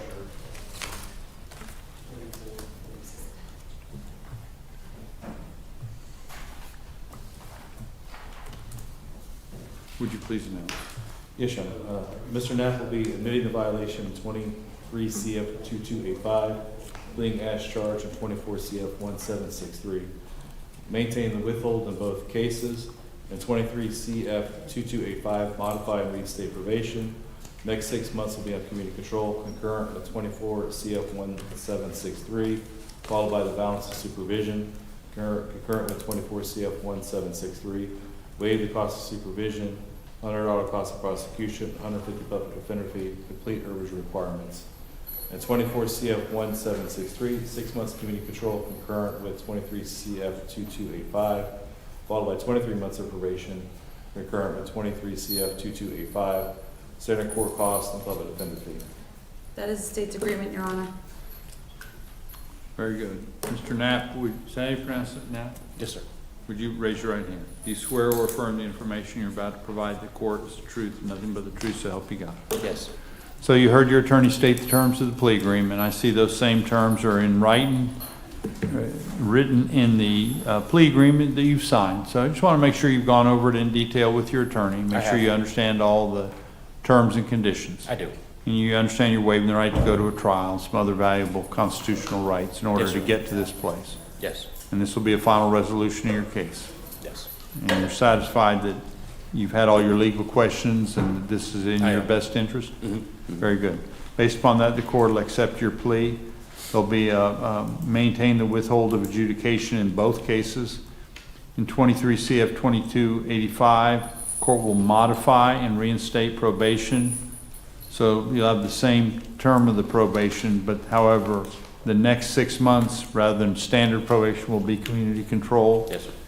And they'll be concurrent with the other case, 24 CF 1763. And that'll be followed by the balance of your probation, again, concurrent with the other case. Waive the cost of supervision, standard fees and costs. You got to complete all the original requirements. Yes, That's the original violation, the original case, the original probation case. In the new case, 24 CF 1763, court's ordering 6 months of community control right off the bat. That'll run concurrent with your other case. That'll be followed by I don't know why 23 months. I got a guess, but followed by 23 months of probation, again, running concurrent with 2285. So they'll run pretty much parallel, I assume. And standard court costs and fees in that as well. So you'll have the term of the probation to pay all the fees and costs. Okay? Any questions? No, sir. Thank you. Thank you. And our 23 months gets him to the same term date with about a week of the other case. That's why. Yes. Been injured in a car accident, I'd be honored to help you. Call or visit us at browninglawfirm.com.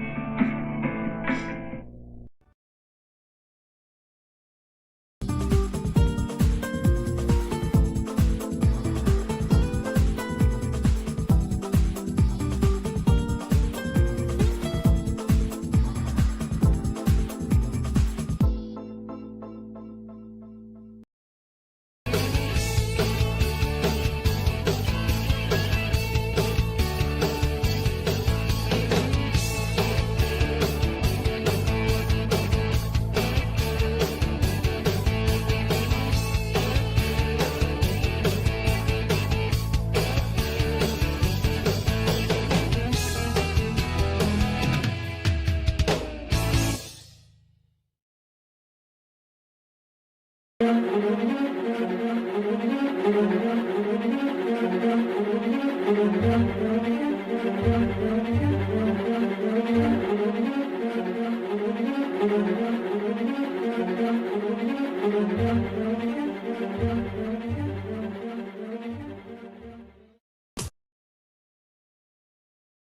I'm Wanda Roberts. For the last 20 years, I've been helping the residents of Northwest Florida buy and sell their properties. My office is just 1 block south of the courthouse in historic downtown Crestview. Give us a call at 850-398-5389. Hi, I'm Michael Gilbert, defense attorney with Warrior Law. I represent those accused in Santa Rosa, Okaloosa, and Walton County. If you or anyone you know has been accused of a crime, give us a call. We can help.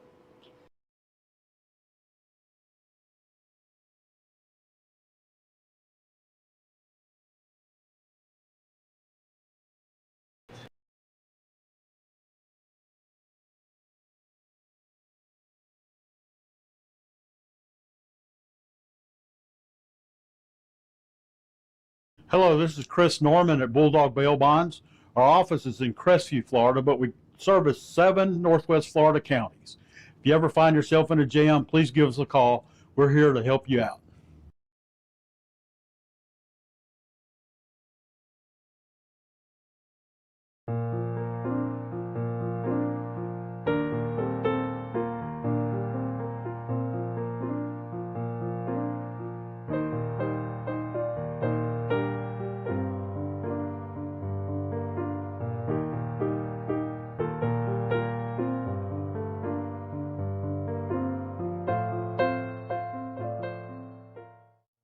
Congratulations, Crestview's very own Dixie Dan Powell of Powell Injury Law, for your recent jury verdict of $11.5 million for your client from a death and injury against an inflatable amusement company. Recognized in 2017 as one of the top 100 civil trial lawyers in the state of Florida, and Dixie is AV preeminent rated. Dixie Dan Powell works tirelessly for his clients, as is evident by this extraordinary verdict. If you're taking your case to trial, be prepared. Contact Dixie Dan Powell and Powell Injury Law, 850-306-2667. Backbone Bakery Cafe is 2 blocks from the courthouse on Crestview's historic Main Street. We serve handmade pastries, espresso, and lunch items, and we're open Tuesday to Saturday from 7 a.m. to 4 p.m., serving lunch from 11 to 2. We hope to see you soon.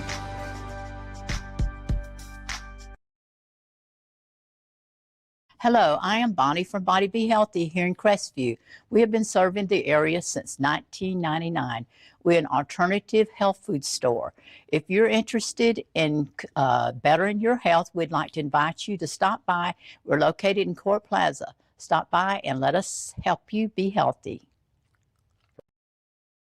I'm Amanda Gaskin with Briar Patch Realty. Helping qualified heroes save money is my passion. When I help a hero buy or sell a home, they receive a check from Homes for Heroes. Check out amandasheroes.com for more information.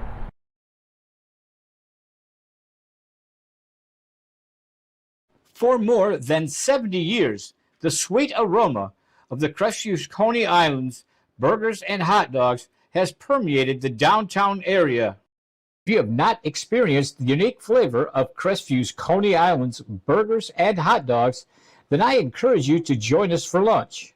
Monday through Thursday from 10 a.m. till 3 p.m., Friday from 10 a.m. till 4 p.m., and Saturday from 10 a.m. till 2 p.m. We're located in historic downtown Crestview at 107 North Main Street. Call 850-683-1045. CQ Roofing, your hometown roofer since 1999. We're state licensed and insured, family owned and operated with 24 years of local service. We specialize in shingles and metal, re-roofs, repairs, and leak specialists. For all of your roofing needs, call us today or visit our website at cqroofing.com. CQ Roofing, your hometown roofer.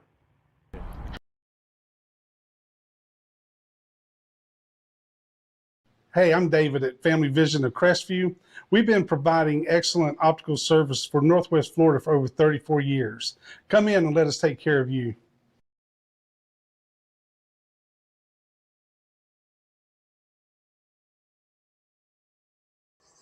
Man, I got this. Let's roll. Fight fire with fire, take one. Have you been injured in an accident and need righteous representation? Call us, because we fight fire. Damn thing ain't working. Whoa! Not cool, bro. I'm attorney Coy Browning. Personal injury is no joke. Just ask him. Injured? Take a breath. Call Coy.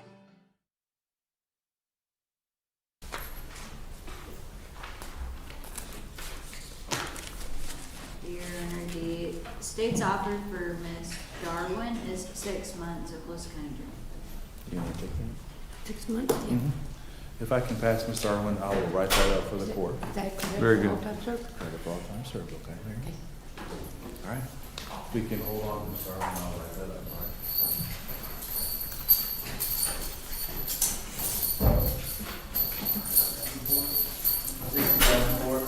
Make sure to hold Ms. Darwin.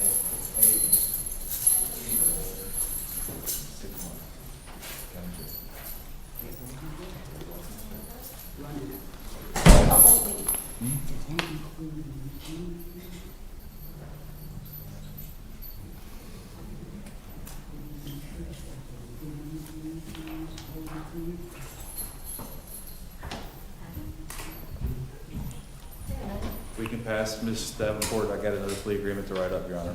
Okay.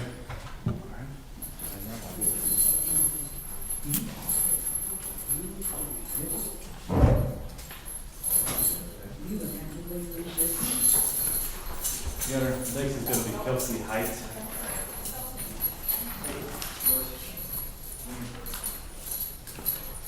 This is going to be Ms. Kelsey Height before the court, 24 CF 484. I have a plea agreement to be filed, if I may approach, Your Honor. You may. That's going to be a modification, so the notice will be on this. Thank you. You announce the agreement. Yes, Your Honor. Ms. Height will be admitting the violation before the court. We're going to maintain the withhold, modify and reinstate her supervision. Should be required to enroll and complete the Keaton program as far as the bed and any aftercare. $100 cost of prosecution, $150 public defender fee, complete original requirements. That is the state's agreement, Your Honor. Ms. Height, would you raise your right hand, please? Do you swear or affirm the information you're about to provide this court is the truth and nothing but the truth, so help you God? Yes. You heard your attorney state the terms of your plea agreement. It's just written in here, which you've signed. So I just want to make sure you understand what you're doing and that you're entering into it voluntarily. Yes. By entering into this, you're waiving the right to go to a trial, force them to prove their case. You believe this plea agreement, which will resolve this matter, is in your best interest and Yes. are you entering it freely and voluntarily? Yes. Okay, have you had all your legal questions answered by your attorney? Yes. Okay. Based upon that, the court will accept your plea. There'll be an admission, there'll be continue to maintain or continue to the withhold of adjudication.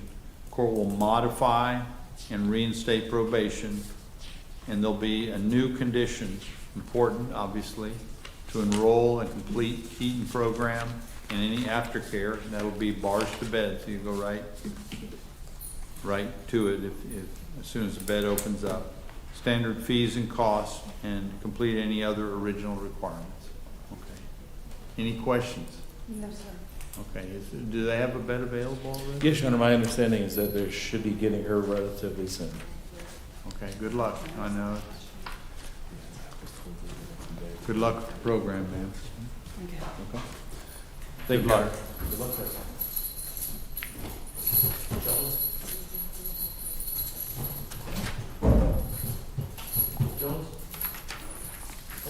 Your Honor, this is going to be Ms. Brandine Jones before the court in 23 CF 2283. At this time, we're going to enter a denial on the violation of probation. We're getting her screened for the Keaton program. I know the state of Mr. King's house, but after speaking with her Family First representative and probation, I think the thinking is if we could do Keaton, then we may be able to help in her dependency case, which may result in a reunification or adoption, but it's going to be a hard road for her. We want to make sure she does it right. Very good. So, when do we want to come back? September 17th? Yes, Your Honor. And if I get an answer from Keaton before then, I'll move her up to whatever court date I can find. Very good. So we'll continue until September 17th at 9 a.m. Good luck, man. I'll come see her. Your Honor, I have nothing further this morning. May I be excused? You sure may. Thank you. Your Honor, I'm going to write up those plea agreements for the two that have passed. Okay.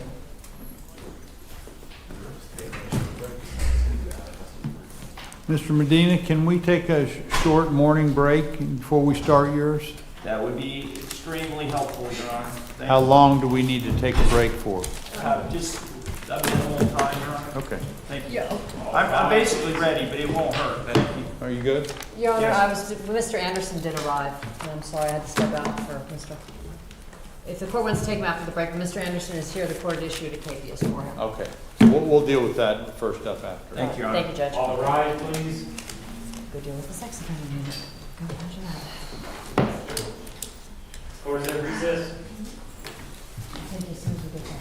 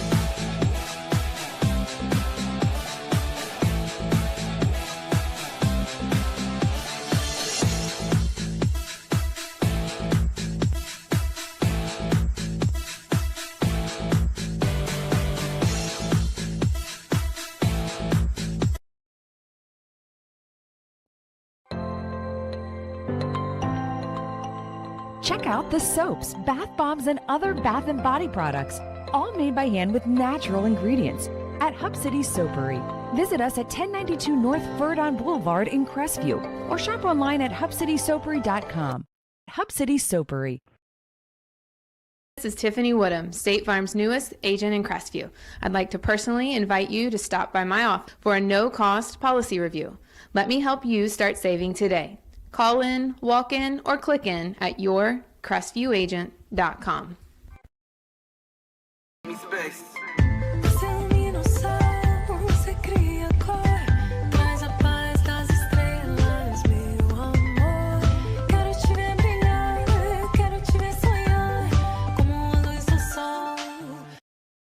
Alex Barthay from the UPS store once again, and I wanted to let you know about our Sunday hours. We're open now 7 days a week. Normal hours that you've been expecting, but now we're open Saturday 10 to 4, Sunday 10 to 3, and that's both our Crestview, Fort Walton Beach, and Eglin Air Force Base locations.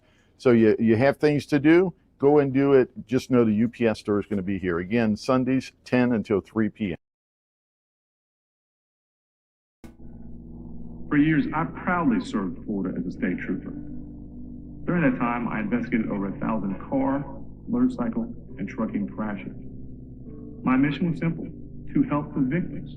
Now, as an injury attorney, I can do even more to help accident victims.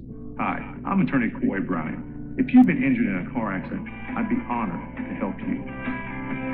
Call or visit us at browninglawfirm.com.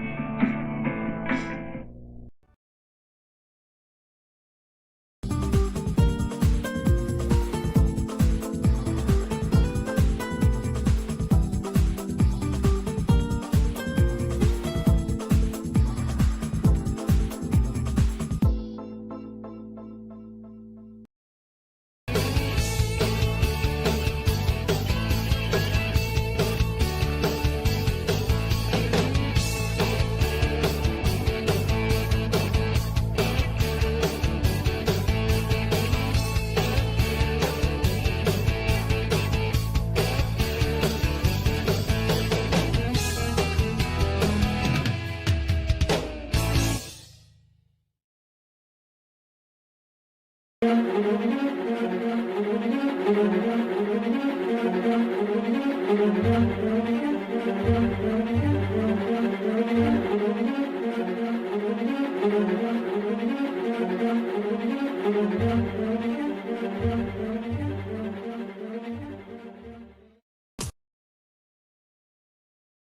I'm Wanda Roberts. For the last 20 years, I've been helping the residents of Northwest Florida buy and sell their properties.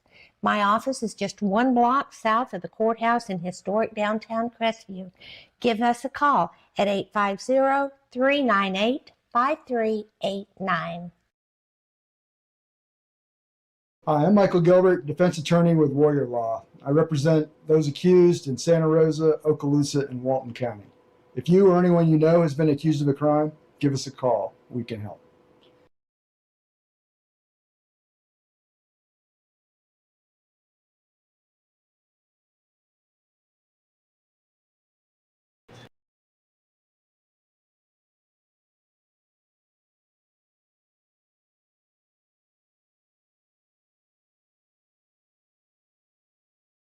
Hello, this is Chris Norman at Bulldog Bail Bonds. Our office is in Crestview, Florida, but we service 7 Northwest Florida counties. If you ever find yourself in a jam, please give us a call. We're here to help you out.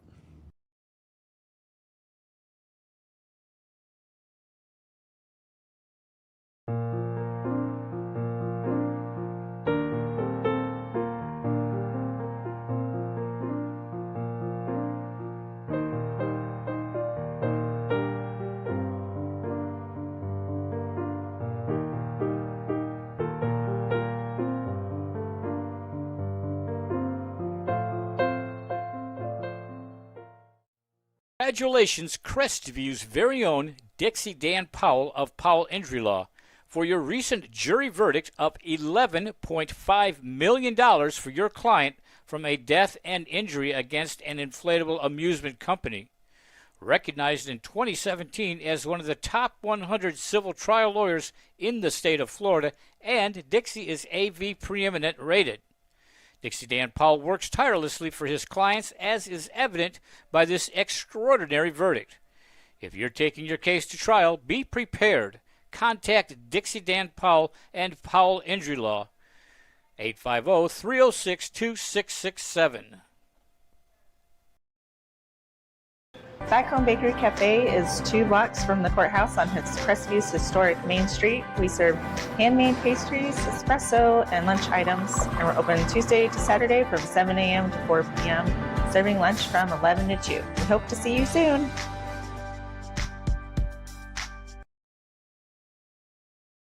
Hello, I am Bonnie from Body Be Healthy here in Crestview. We have been serving the area since 1999. We're an alternative health food store. If you're interested in bettering your health, we'd like to invite you to stop by. We're located in Court Plaza. Stop by and let us help you be healthy. I'm Amanda Gaskin with Briarpatch Realty. Helping qualified heroes save money is my passion. When I help a hero buy or sell a home, they receive a check from Homes for Heroes. Check out amandasheroes.com for more information.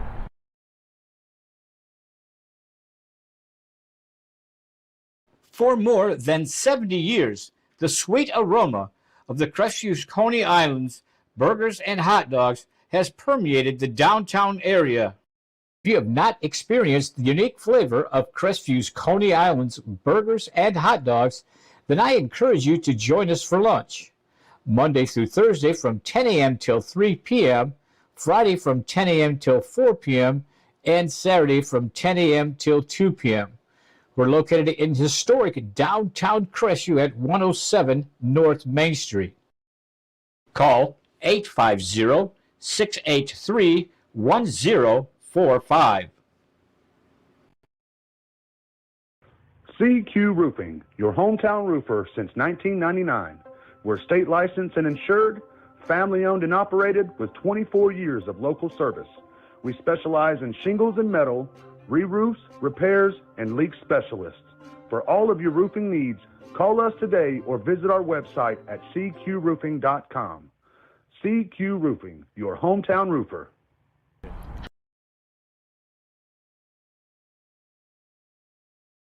Hey, I'm David at Family Vision of Crestview. We've been providing excellent optical service for Northwest Florida for over 34 years. Come in and let us take care of you.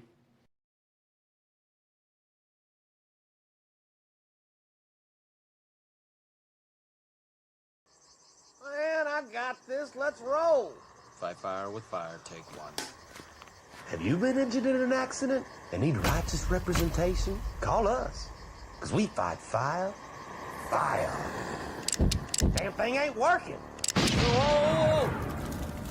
Not cool, bro. I'm Attorney Coy Browning. Personal injury is no joke. Just ask him. Injured? Take a breath. Call Coy.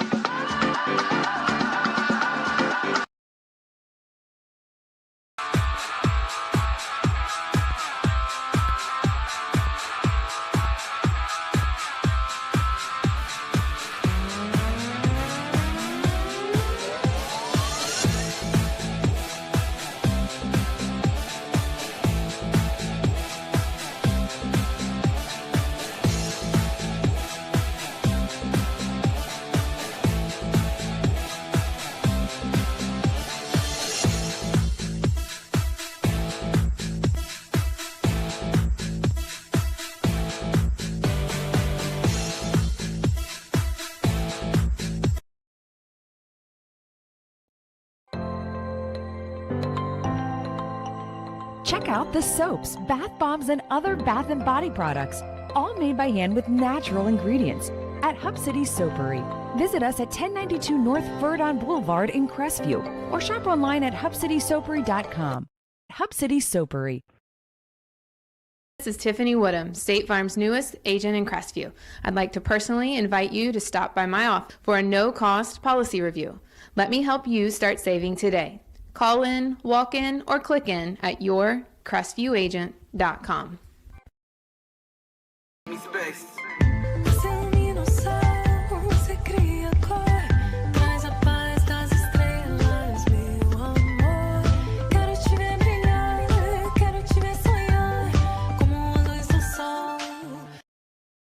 Alex Barthay from the UPS store once again, and I wanted to let you know about our Sunday hours. We're open now 7 days a week. Normal hours that you've been expecting, but now we're open Saturday 10 to 4, Sunday 10 to 3, and that's both our Crestview, Fort Walton Beach, and Eglin Air Force Base locations.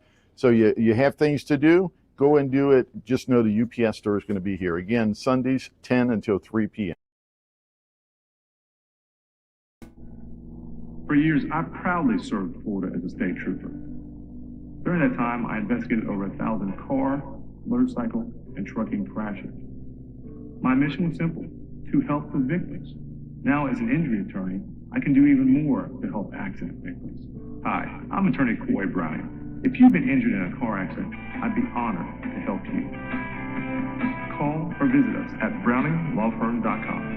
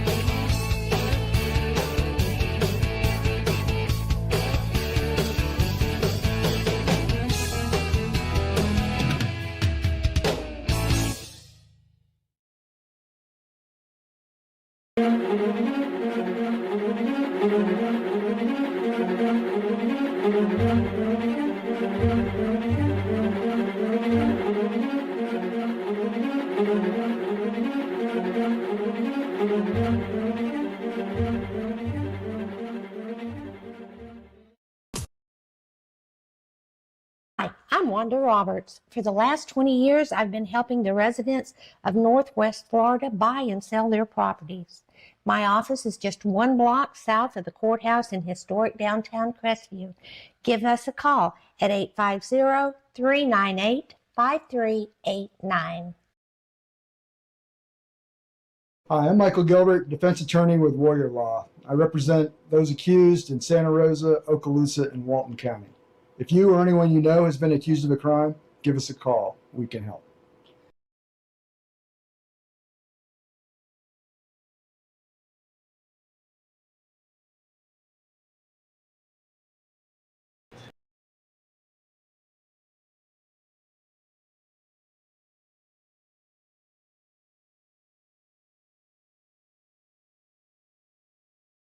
Hello, this is Chris Norman at Bulldog Bail Bonds.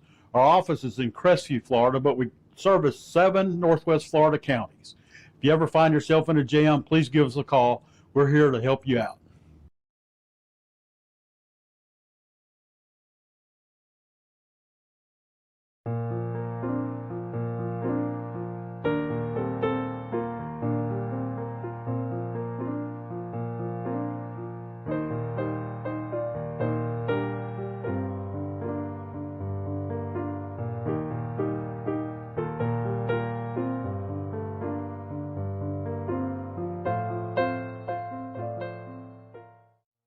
Congratulations, Crestview's very own Dixie Dan Powell of Powell Injury Law, for your recent jury verdict of $11.5 million for your client from a death and injury against an inflatable amusement company. Recognized in 2017 as one of the top 100 civil trial lawyers in the state of Florida, and Dixie is AV preeminent rated. Dixie Dan Powell works tirelessly for his clients, as is evident by this extraordinary verdict. If you're taking your case to trial, be prepared. Contact Dixie Dan Powell and Powell Injury Law, 850-306-2667. Backbone Bakery Cafe is 2 blocks from the courthouse on Crestview's historic Main Street. We serve handmade pastries, espresso, and lunch items, and we're open Tuesday to Saturday from 7 a.m. to 4 p.m., serving lunch from 11 to 2. We hope to see you soon.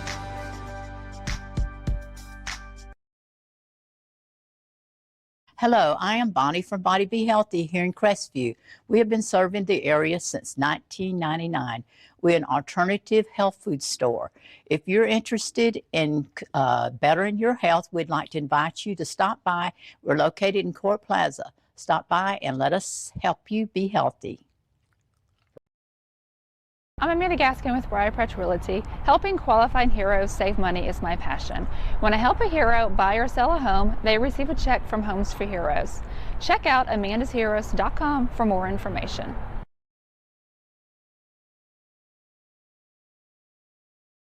For more than 70 years, the sweet aroma of the Crestview's Coney Islands burgers and hot dogs has permeated the downtown area.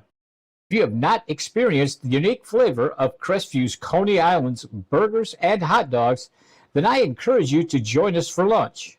Monday through Thursday from 10 a.m. till 3 p.m., Friday from 10 a.m. till 4 p.m., and Saturday from 10 a.m. till 2 p.m. We're located in historic downtown Crestview at 107 North Main Street. Call 850-683-1045. CQ Roofing, your hometown roofer since 1999. We're state licensed and insured, family owned and operated with 24 years of local service. We specialize in shingles and metal, re-roofs, repairs, and leak specialists. For all of your roofing needs, call us today or visit our website at cqroofing.com. CQ Roofing, your hometown roofer.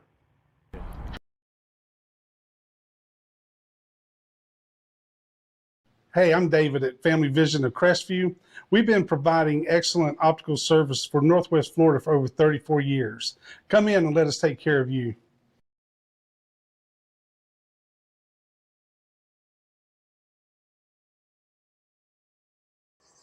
Man, I got this. Let's roll. Fight fire with fire, take 1. Have you been injured in an accident and need righteous representation? Call us, because we fight fire. Damn thing ain't working. Whoa! Not cool, bro. I'm attorney Coy Browning. Personal injury is no joke. Just ask him. Injured? Take a breath. Call Coy.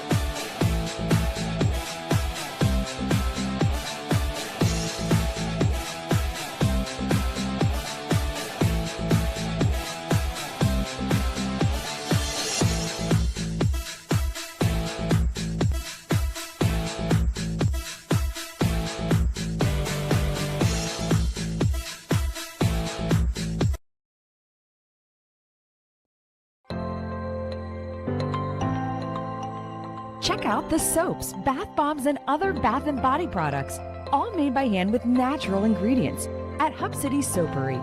Visit us at 1092 North Verdon Boulevard in Crestview or shop online at hubcitysoapery.com. Hub City Soapery. This is Tiffany Woodham, State Farm's newest agent in Crestview. I'd like to personally invite you to stop by my office for a no-cost policy review. Let me help you start saving today. Call in, walk in, or click in at yourcrestviewagent.com.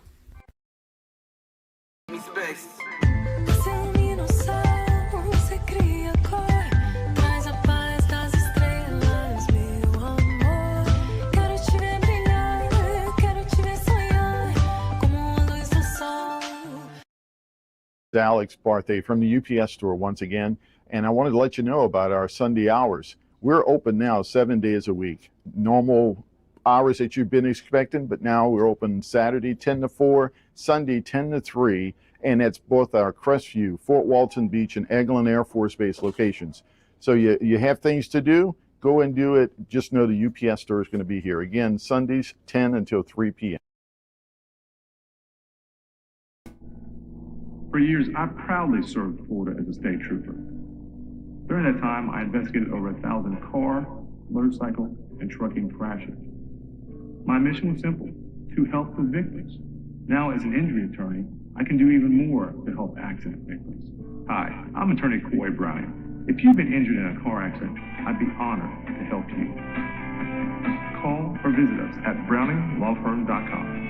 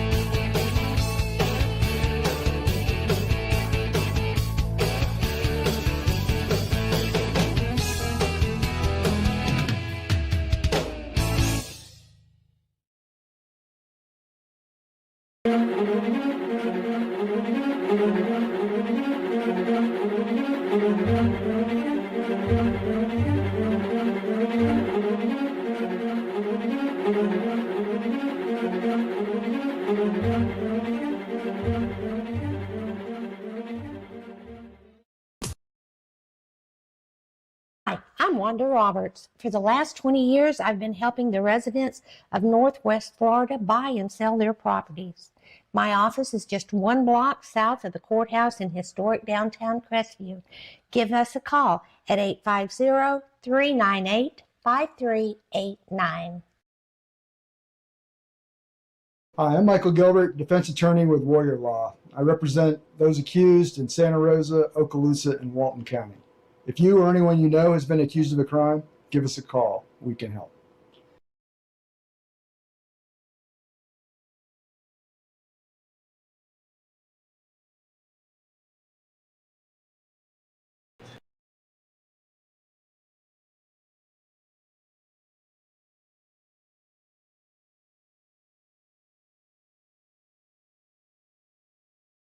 Hello, this is Chris Norman at Bulldog Bail Bonds.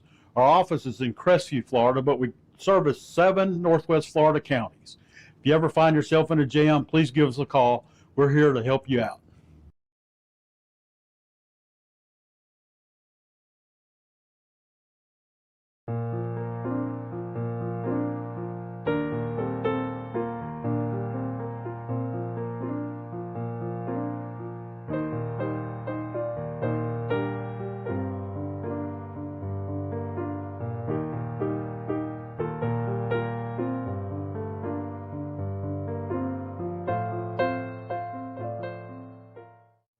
Congratulations, Crestview's very own Dixie Dan Powell of Powell Injury Law, for your recent jury verdict of $11.5 million for your client from a death and injury against an inflatable amusement company. Recognized in 2017 as one of the top 100 civil trial lawyers in the state of Florida, and Dixie is AV preeminent rated. Dixie Dan Powell works tirelessly for his clients, as is evident by this extraordinary verdict. If you're taking your case to trial, be prepared. Contact Dixie Dan Powell and Powell Injury Law, 850-306-2667. Back Home Bakery Cafe is 2 blocks from the courthouse on Crestview's historic Main Street. We serve handmade pastries, espresso, and lunch items, and we're open Tuesday to Saturday from 7 a.m. to 4 p.m., serving lunch from 11 to 2. We hope to see you soon.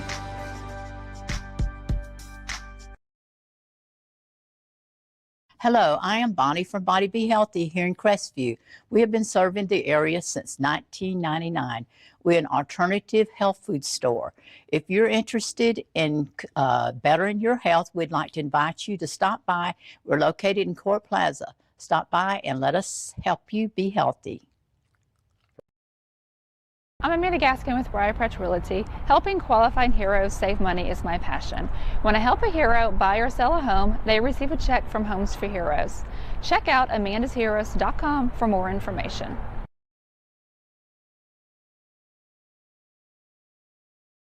For more than 70 years, the sweet aroma of the Crestview's Coney Islands burgers and hot dogs has permeated the downtown area. If you have not experienced the unique flavor of Crestview's Coney Islands burgers and hot dogs, then I encourage you to join us for lunch. Monday through Thursday from 10 a.m. till 3 p.m., Friday from 10 a.m. till 4 p.m., and Saturday from 10 a.m. till 2 p.m. We're located in historic downtown Crestview at 107 North Main Street. Call 850-683-1045. CQ Roofing, your hometown roofer since 1999. We're state licensed and insured, family owned and operated with 24 years of local service. We specialize in shingles and metal, re-roofs, repairs, and leak specialists. For all of your roofing needs, call us today or visit our website at cqroofing.com. CQ Roofing, your hometown roofer.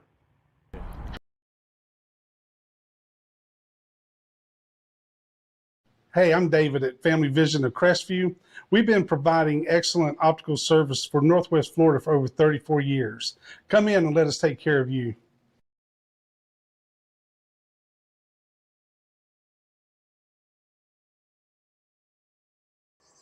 Man, I got this. Let's roll. Fight fire with fire, take 1. Have you been injured in an accident and need righteous representation? Call us, because we fight fire.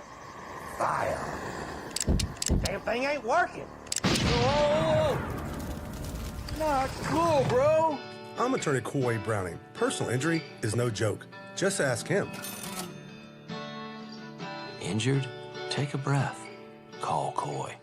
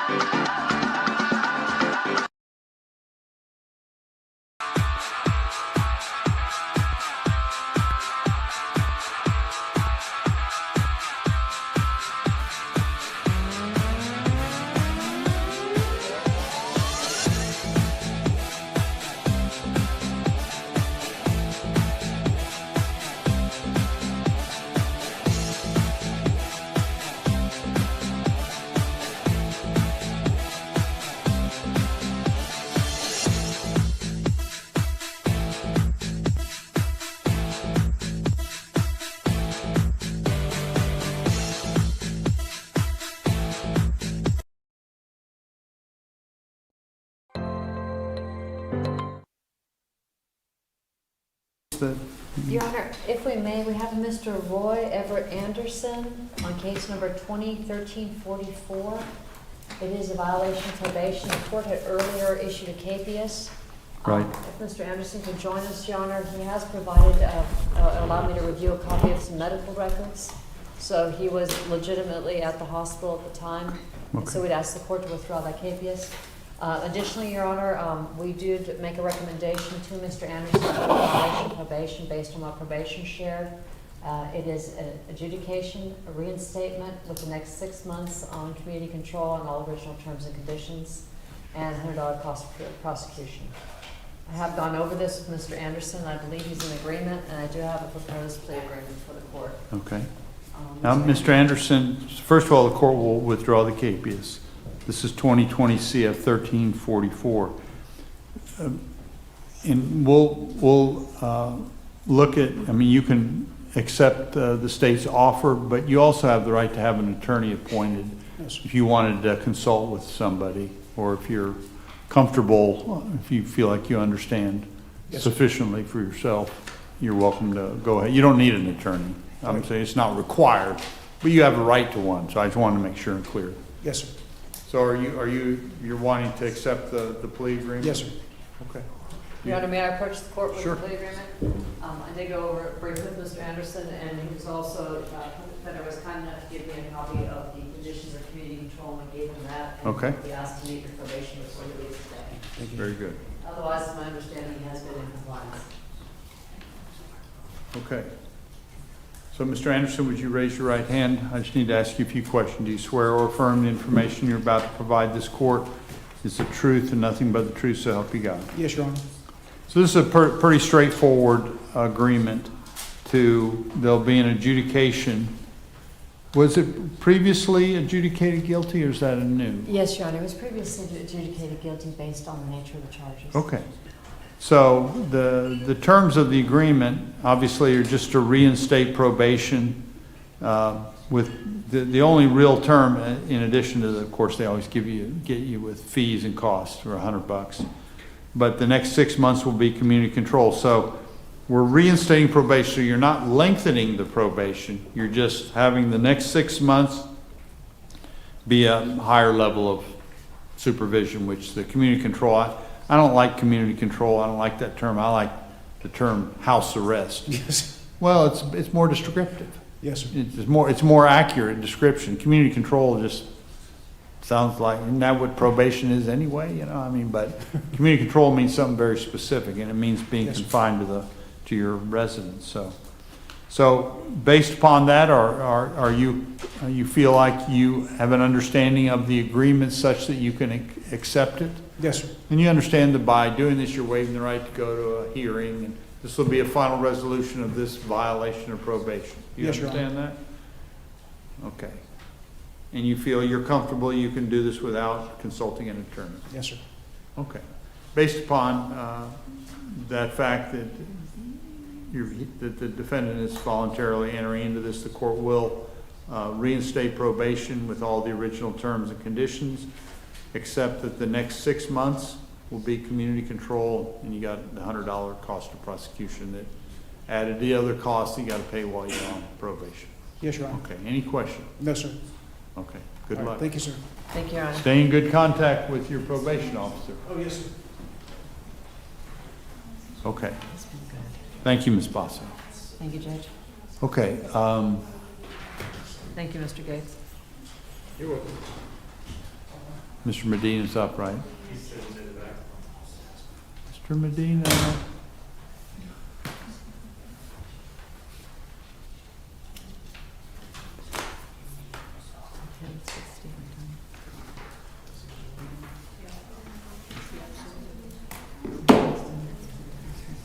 Your Honor, I'm ready to proceed with some custody. I apologize. That's all right. Just need to rearrange the floor of the Titanic here. Mr. Gates, are you done with these files? Yeah, I'm done with Steve. You want to move them? Mr. Gates, do you still have, don't you have a couple For Ms. women? Marcus, Your Honor, I have 2 in custody females. Okay, we'll figure it. wanted to make sure I was tracking it. I appreciate my colleagues' courtesies on all this stuff, Your Honor, helping me out, Ms. Farkas. May I proceed, Your Honor, with some of my out-of-custody? You may. The first will be David Adesanya. Mr. Adesanya is in a wheelchair. If he can sit down when he comes up here, Sure. I'm sure that'll be fine. Just have a seat, and you'll be able to talk, okay? You're not probably have to say anything, just in case, okay? Your Honor, David Adesanya is number 35 on the docket in 17 CF 1758. Mr. Adesanya is disabled. He has paid off the monetary obligations with the clerk's office. The state probation and the state attorney's office have agreed that his 15 hours of community service can be waived because of his physical disability. And I think it's approximately $65 or $68 for drug testing fee that could be waived, and that his probation can be terminated. It probably had already expired, but it would just go into the record as a termination. And his outstanding monetary obligations, which would be, I guess if they're waived, then They're waived. So that it's not a matter of needing any more time to pay them. So that's the status, Your Honor. I think Ms. Sharpless would confirm. Ms. Sharpless, is you in agreement? Yes, Your Honor. Okay, just get me an order and I'll, I mean, I don't know if you, not today necessarily, but I mean, not right this moment, but if you'll just give me an order on it. We put it on the record that it's being, the probation is being terminated and what the terms are. And we just need to get an order. Thank you, Your Honor. Yes, sir. And we can have a control date a month or two from now, but meanwhile, we'll get the order in and he'll come off the docket, or we really don't need that. Well, we can put it on, well, I mean, I will submit it for. no, I don't think we need to put it on. It's being terminated. Okay, good luck, sir. And do I call that drug testing fee? Would that be the right language for the order? Okay, Yes. thank you. Thank you. I appreciate the cooperation of probation. Thank you. So you're free to go. You're good. Thank you. Thank you. Have a good afternoon. Yes, sir. Your Honor, next is a similar type situation with Ms. Sabrina Bethune. Ms. Bethune is approaching in 23 CF 2019. Your Honor, Ms. Bethune was before the court on May 16, 2024, and we've confirmed she's paid off her restitution. The fact of the matter is she also owes some court costs and some costs and fees type stuff, and probation and the state attorney's office have agreed that she already has a suspended license, and that basically probation could be terminated. Her outstanding monetary obligations would go to collections, and that would resolve her case 23 CF 2019. State? That's correct, Your Honor. Okay, so the court will terminate probation and any outstanding fees and costs will go to collections. Yes, sir.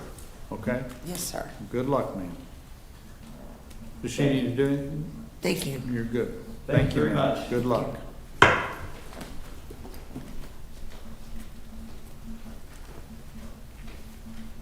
And next, Your Honor, is Mr. Brett C. Andrus. And I asked the court to excuse Mr. Andrus's short pants and basketball shirt. He doesn't have a whole lot of clothes, but he'll do better next time.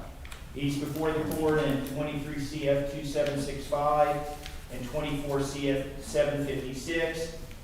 He was previously before the court on May 16. I'm asking for one more continuance without subpoenas for the reason that he's going to get with me and we're going to get him evaluated. He has an 11 months, 29 days jail offer. He represents to me that he's doing online college at this time. So you want to continue to September 17th, a month? Is that sufficient time? Yes, well, yes, that should be enough. We're gonna. And we can do it beyond that if you Let's need. go 1 month beyond that, because we're gonna get a Phoenix house evaluated, which can take some time, and Jay house as well. We'll do it for October 22nd. October 22. You want me to write that down for you? Yes. Now this one. And that'll be at 9 o'clock. Where do you want me to write it? Just write it on here. But I think this one's for like Landon. I think that one has time served already. We'll enter. That's between you and Mr. Medina, you wish to enter a denial on his behalf? Yes, Your Honor. Okay, so we'll enter a denial on behalf of Mr. Andrus, and then we'll continue Yes. to 10:22. 10:22 at 9 a.m. Correct. Thank you.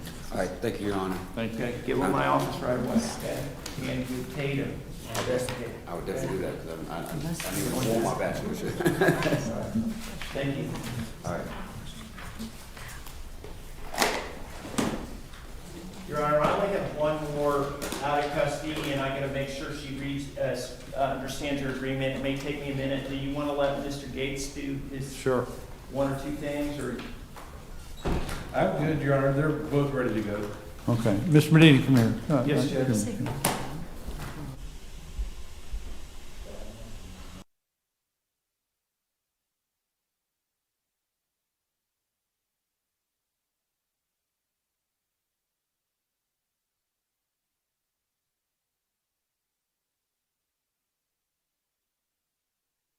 Line at the bottom, or I would have made the comment, but I Are we need to talking let about you know. So Are we you know. talking about Chick-fil-A and cricket, Steve? Two great basketball traditions. No, I was telling him that he's not helping his clients by wearing North Carolina jerseys into my courtroom. Particularly Michael Jordan jersey. I forgot about that, Judge. That's a set against Judge's courtroom. We would have got a T-shirt for him some way. That's right. A white T-shirt would have been better than that. So, you ready to go, Mr. Gates? Yes, Your Honor. Darwin.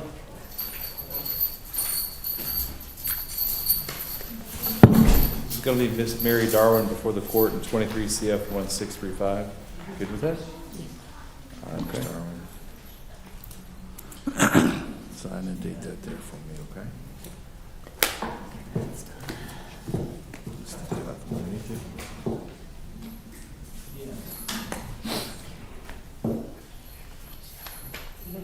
Date 15/24.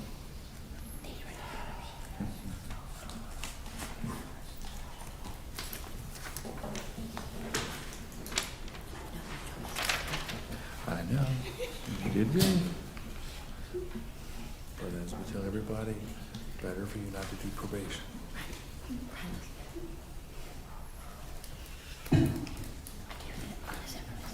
You did. You did very well this time.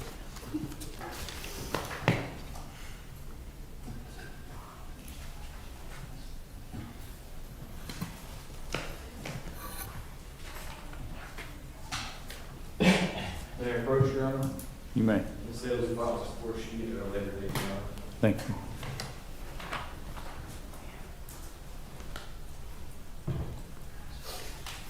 Would you please announce? Yes, Your Honor. Ms. Darwin will be admitting the violation before the court. She was previously adjudicated guilty. We're going to revoke and terminate her outstanding probation. She'll be sentenced to 6 months in the county jail with credit for all time served. That'll be concurrent between both counts. $100 cost of prosecution, $150 public defender fee. She would ask for 24 months from date of release to pay those outstanding fees. Ms. Darwin, would you raise your right hand, please? Do you swear or affirm the information you're about to provide this court is the truth, nothing but the truth, so help you God? Yes, sir. So you heard your attorney state the terms of your plea agreement, and I see you, same terms are in your written plea agreement that you've signed. Yes. Just want to make sure you've gone over it with your attorney, make sure you had all your legal questions answered. And you understand you're waiving the right to go to a trial in order to get this final resolution. Are you entering this freely and voluntarily? Yes. And have you had all your questions, your legal questions answered? Yes. Okay, based upon that, the court will accept your plea. Previously, you were adjudicated guilty on these charges. We're going to revoke and terminate probation, so you're finished with your probation on these cases. And the court is sentencing you to 6 months county jail for each of the 2 cases, but they'll be concurrent, run at the same time. And you will get credit for time served on each of them, okay? And then you got the standard fees and costs, and you'll have 24 months after you get out of jail in order to pay those before they go to liens, okay? Any questions? Nope. Okay, good luck. Thank you. And just to clarify, the court said cases, that was counts. Counts, correct.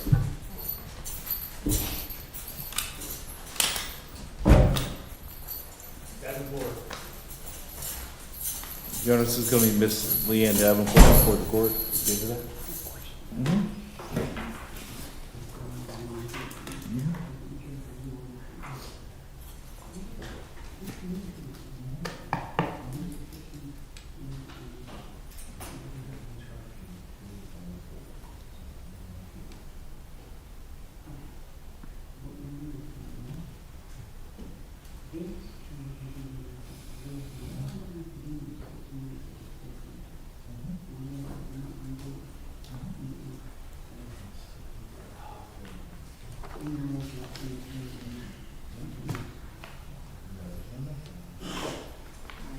Your Honor, we've got a plea agreement for Ms. Davenport. It will incorporate 24 MM 3050. Okay. 8/15/24.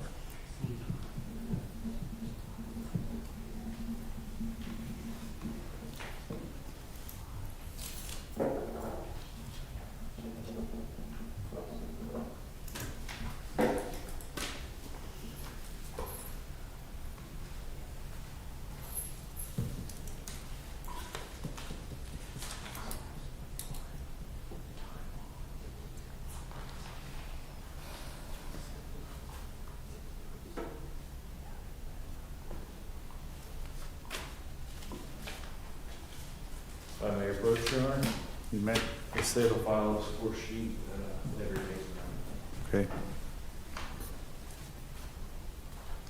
Would you announce the agreement? Yes, Your Honor. Ms. Davenport will be admitting the violation before the court in 23 CF 2277, and then as charged in 24 MM 3050. Should be adjudicated guilty on all counts and cases. In 23 CF 2277, we're going to revoke and terminate her probation. Sentenced to 6 months in the county jail concurrent with 24 MM 3050 with credit for all time served. $100 cost of prosecution, $150 public defender fee.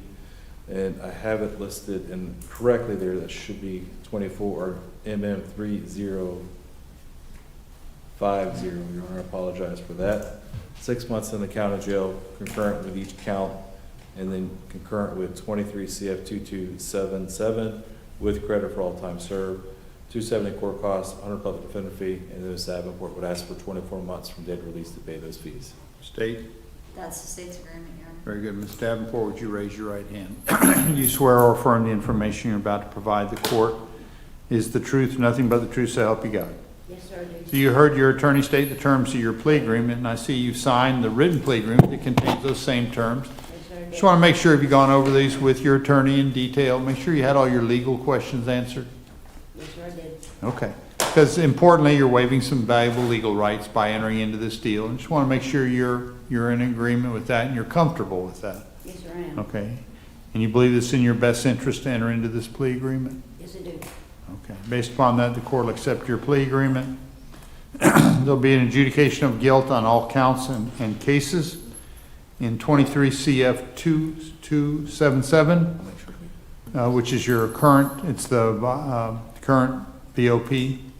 The court will revoke and terminate probation, sentence you to 6 months in the county jail. It'll run concurrent with the misdemeanor charge, and you'll get credit for all time served. Got to have the standard cost and fees. Then the new law charge, 24 CF, is it MM? MM, yes, Your Honor. Yeah, 24 MM 3050. The court's also sentencing you to 6 months in the county jail for each count, and you will get credit for all time served. So all the counts will be 6 months, but they'll all be served together at one time. That's correct. Thank you, Your Honor. You made that. So, and you'll get credit for time served, all of them, but you do have the fees and costs. And the credit for time served will be determined against each individual one, okay? I'm sorry, what was that? The credit for time served will be, it might be different between different counts. I don't understand what that means. I know, sorry, I just confused. Each That's case, my like bad. on the VOP, you've got more credit because you're in custody on a different time. Okay. But the misdemeanor, you look credit from when you're arrested through today. So what does that mean? I'm gonna have to. 6 months will be from probably the most recent arrest, when we arrested on the misdemeanor.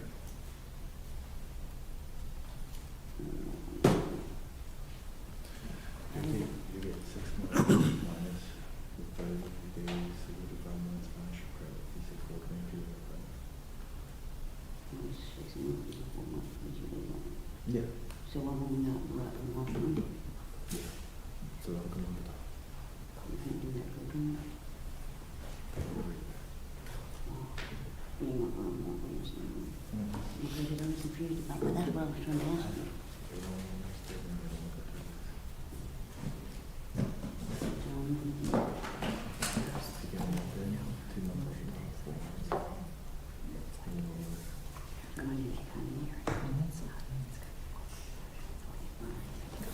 I think I've answered her question. Okay, so Ms. Davenport, I saw you were conversing with your attorney. I was a little confused. Okay, so I just want to make sure, do you feel like you understand the agreement? I do understand now, and my time starts from the recent arrest instead of the original arrest. Okay, and so with that understanding, are you still willing to accept this plea agreement? Considering I could get 5 years for the first one, yeah, I'm good. I'll take that. Okay, very Can't good. complain. Okay, so the court will again sentence you on 6 months in the county jail for each of the 3 charges. You'll get credit for time served on each of the charges. Thank you, Your Honor. Okay? You have 24 months from the date of your release to pay for any of the outstanding court costs and all. And if I can't pay the... It'll go to collections. You're not gonna get, it's not gonna be like a violation of I ain't probation. never on nothing anyway, Your Honor. I'm good. I'm good You have with to that. suspend your driver's license otherwise. I ain't never had one. Thank you, Your Honor. I think that concludes my business this morning. Okay, Do we have anything on the pre-trial detention document? I didn't need to ask that. we do not, thank goodness. We do not have anything on the pre-trial detention. Oh, good, thank you, Deputy. I want to do my Miss Perez here out of custody, and then I'm ready to go in the ambulance. I may be excused until 1:30, Your Honor. You may.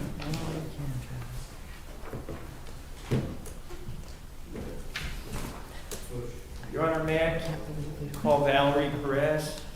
Sure.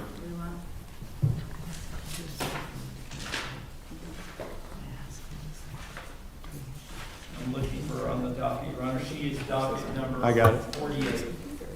Your Honor, Ms. Perez has an agreement to resolve her violation of probation in 18 CF 2796, 20 CF 1286, and 21 CF 2912.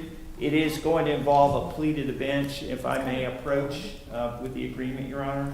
You may. And I'm just pulling it up on my phone so I can describe it. Thank you. It is been signed. Thank you. And because it's a plea to the bench, we'll wait on providing a score sheet to the court, Your Honor. Under the terms of the agreement, the defendant is admitting the violation and pleas to the bench. She already had a 36-month suspended sentence, so in essence, that's going to control the proceedings. I wrote, and the state agreed, it will be a 36-month cap on DOC. I wrote no cap on supervision, but it is subject to the 36-month suspended sentence. I would advise the court that, based on my discussions with Assistant State Attorney Sharpless, the state is going to be asking to impose the 36-month suspended sentence by way of DOC. She is going to be asking for the court, based on, we are going to ask for a PSI.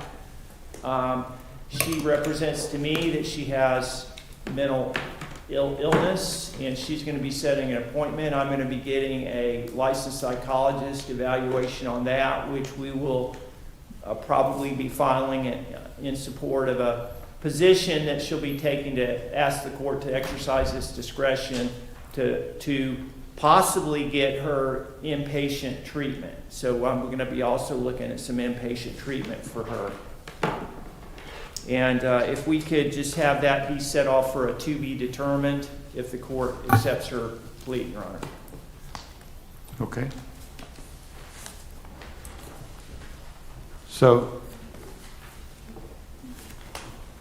you're admitting the violations, so your client's admitting the violations on all the VOPs? Yes, Your Honor. Okay. So, ma'am, would you please raise your right hand? And it was, I'm sorry, Your Honor. That's all right. I'm so sorry. That's all right. I just wanted the court to have the advantage of knowing that basically it was only a positive UA. She hasn't picked up any new charges. Right, So gotcha. that's good. Well, those are all the kind of things we'll be arguing about in the sentence. That's correct, Your Honor.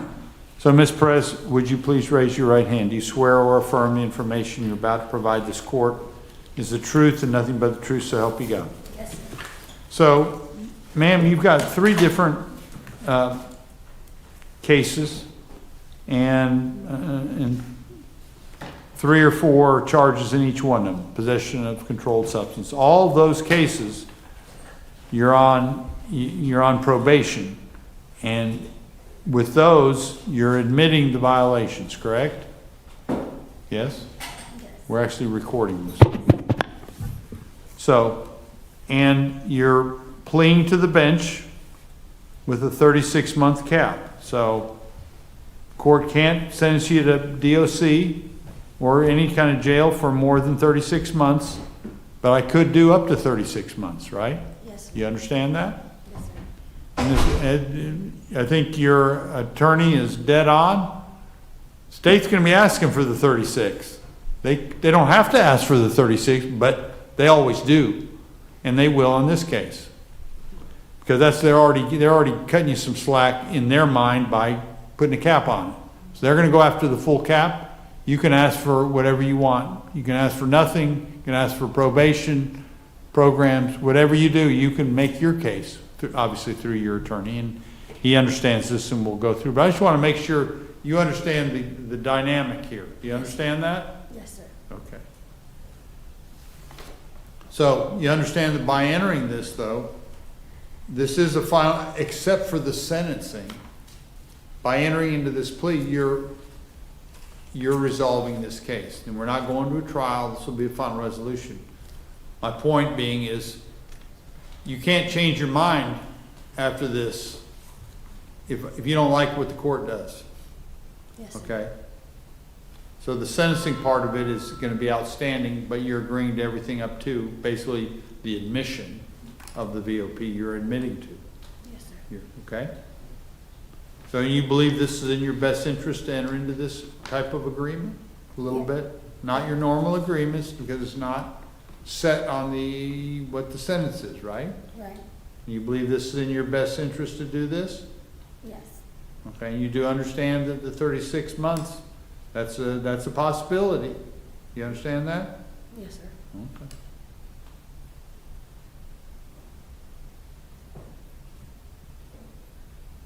Okay, based upon that, the court will accept your plea here today, and with the defendant admitting the violation, and we will, why don't we do a control date?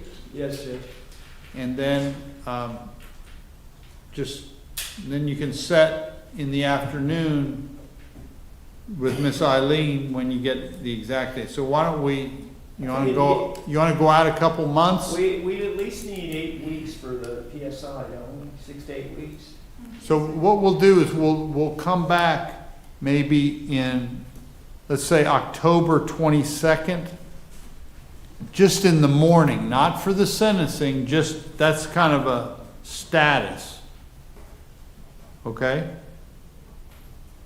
Now, if you all, prior to that time, you get a date certain and you coordinate with Eileen, then that status can come off. Does that make sense? Yes, Your Honor. Okay. Okay, so you're going to be calling my You're going, office. We'll set up, keep calling until you get the appointment. Okay. But it'll be a couple months before before there'll be any type of a hearing. And there'll be a hearing, your attorney will be able to argue all the things that, in support of your position, okay? And meanwhile, Your Honor, she's gonna get with probation, make sure they know how to reach her for work on the PSI. Very good. And the court is ordering the PSI. Thank you for Thank you, Your Honor. reminding me, make sure that's clear on the record. Okay, Thank you, Your thank you.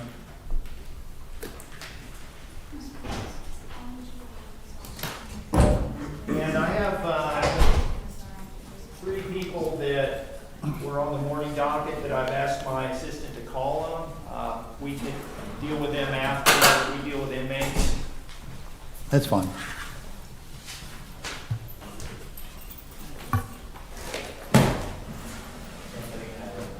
Okay.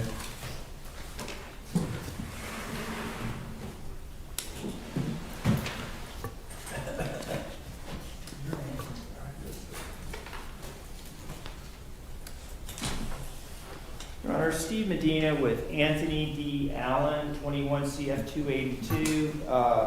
Yesterday I reached out to my assistant asking about the status of his Phoenix House application.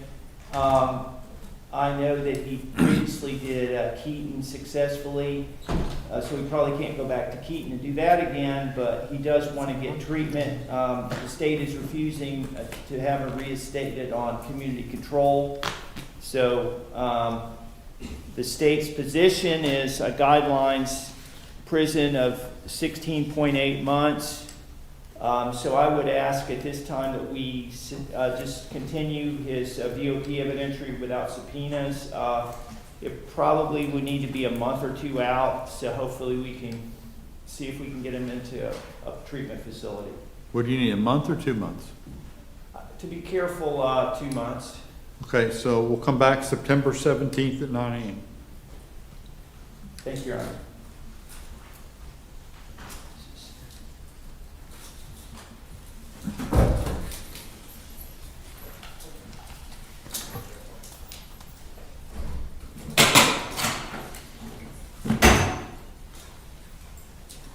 And we'll skip over, I assume, the next 2, which are your out of custodies that aren't here. Yes, Your Honor. Baker and Bernard. Okay. Thank you, Your Honor. I think Bishop. Yes, sir. Okay. Your Honor, this is David M. Bishop's. I know what it is. It's 24 CF 277. This is a request for a Nelson hearing. Mr. Bishop, first of all, I need to swear you in. Would you raise your right hand? Do you swear or affirm the information you're about to provide this court is the truth, nothing but the truth, so help you God? I do. Okay. So you filed a motion for a Nelson hearing, but you actually, it's insufficient because you didn't say why you want a Nelson hearing. So that's the purpose. So my first question is to clarify with you that you want to discharge your attorney. Yes, I do. Okay. Now, you have an absolute right to discharge your attorney. Okay. Nobody's forcing you to go with any attorney. But the question is, and the question that a Nelson hearing is to see whether or not there is a valid purpose for the discharge, to determine, whether there's reasonable, the actual standard is reasonable cause to believe that the attorney was not rendering effective representation. That's a legal term. There's a lot of case law in it. And you're saying that there wasn't, I assume you're saying there was not effective representation. Correct, sir. Okay, so hold on. Okay.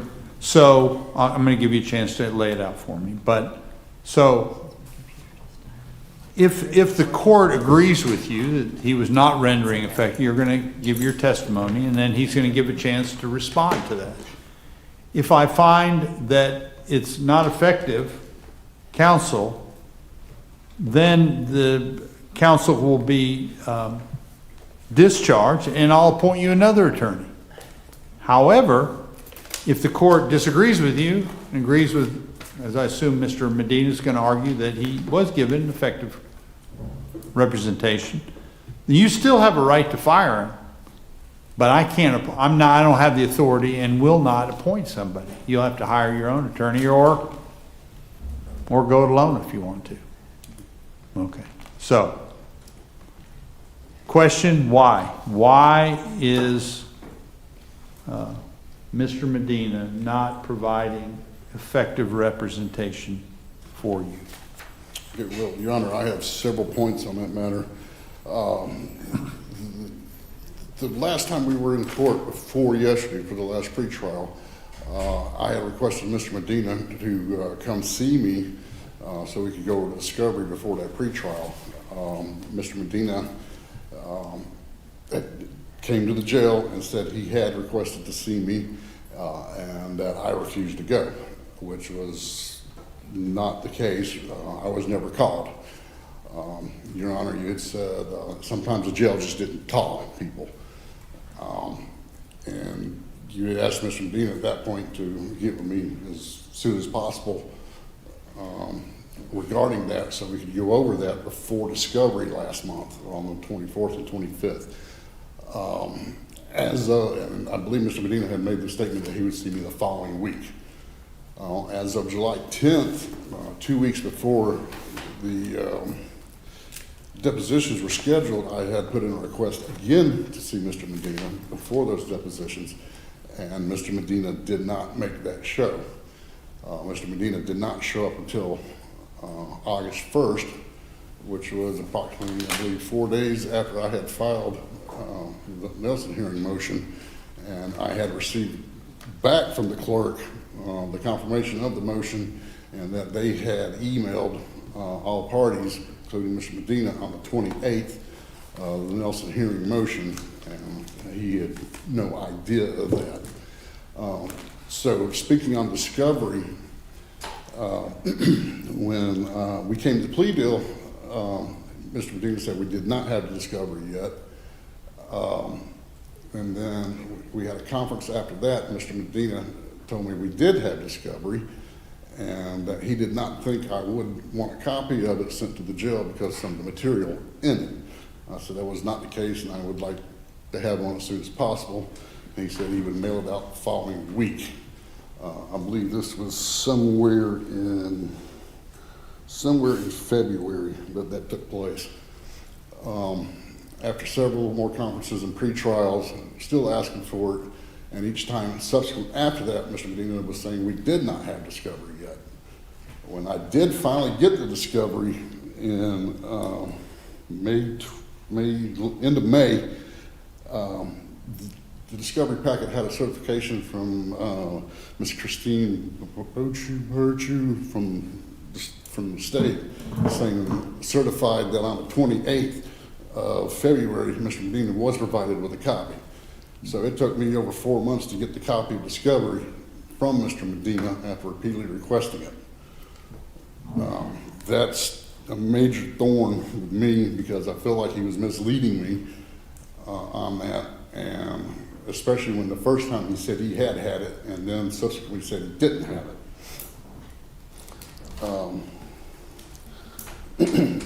Also, he, as I said, did not get with me before the discovery or before the depositions that were scheduled previously because he said that he did not have all of the digital evidence. Specifically, I believe he was talking about some emails or texts, and as far as I'm concerned, that was kind of a little bit of irrelevant evidence. So were the depositions held? No, sir. Depositions still have not been held? Correct, sir. He dismissed them. Well, he what? He canceled them without my knowledge. And if he would have spoke to me before those depositions, like I had requested, and you yourself had requested, I would have requested that he'd gone on with those depositions without that information, because I'm not convinced that that information was totally relevant. Also, I've asked him several times. Who were the depositions? What were the? Excuse me? Who were the depositions? There was 3 police officers for the county.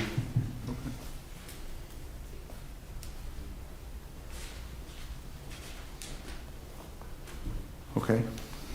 Also, I had requested him several times to contact my federal probation officers for some background information that I think would be useful. I had also requested him to get me some specific documents that I have not received or is he even talking about anymore.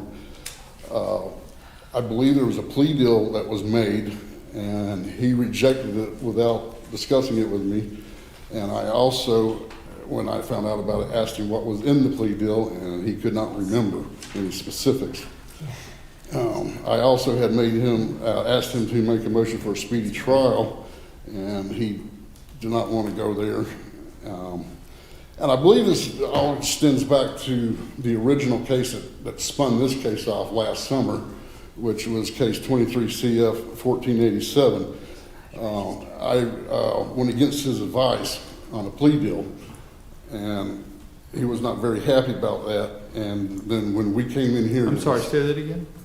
He was not happy about me going against his advice and taking a plea deal. And it was in your court, Your Honor, and you asked me why I was going against his advice. And he was wanting me to go to do my federal time for the violation first, and then coming back here to deal with the actual charges. And as I explained to you then, and I believe you agreed with me, you have the right to accept whatever plea deal you want. Right, but he was wanting me to go first. Okay. But there's no violation without an adjudication. No. And as I explained that to you, I felt it was slighted in front of the court by that. Okay. And I think anything else? That's the basic layout, yes, sir. Okay. Mr. Medina. Your Honor, could I be sworn and have the court's permission to discuss matters that would ordinarily be confidential? Yes. And do you swear or affirm the information you're about to provide this court is the truth, nothing but the truth, so help you God? Yes, Your Honor. May I address the court from here? Yeah, just kind of point that mic towards you so that it'll amplify it just a little bit.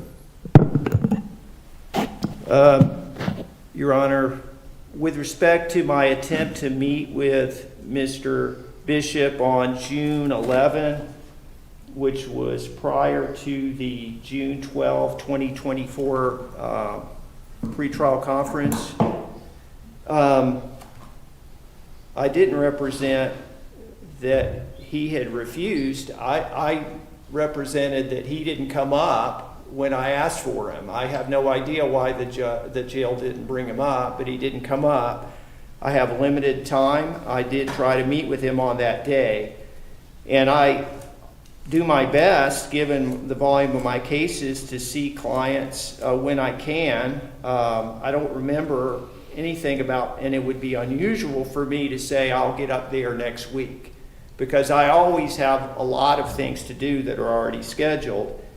And I was trying to get the critical evidence that maybe he thinks it's not critical, but in cases like this, there's digital type information that typically the state, working with its investigators, will take out of the digital form and put into some sort of a table where the communications or evidence that's not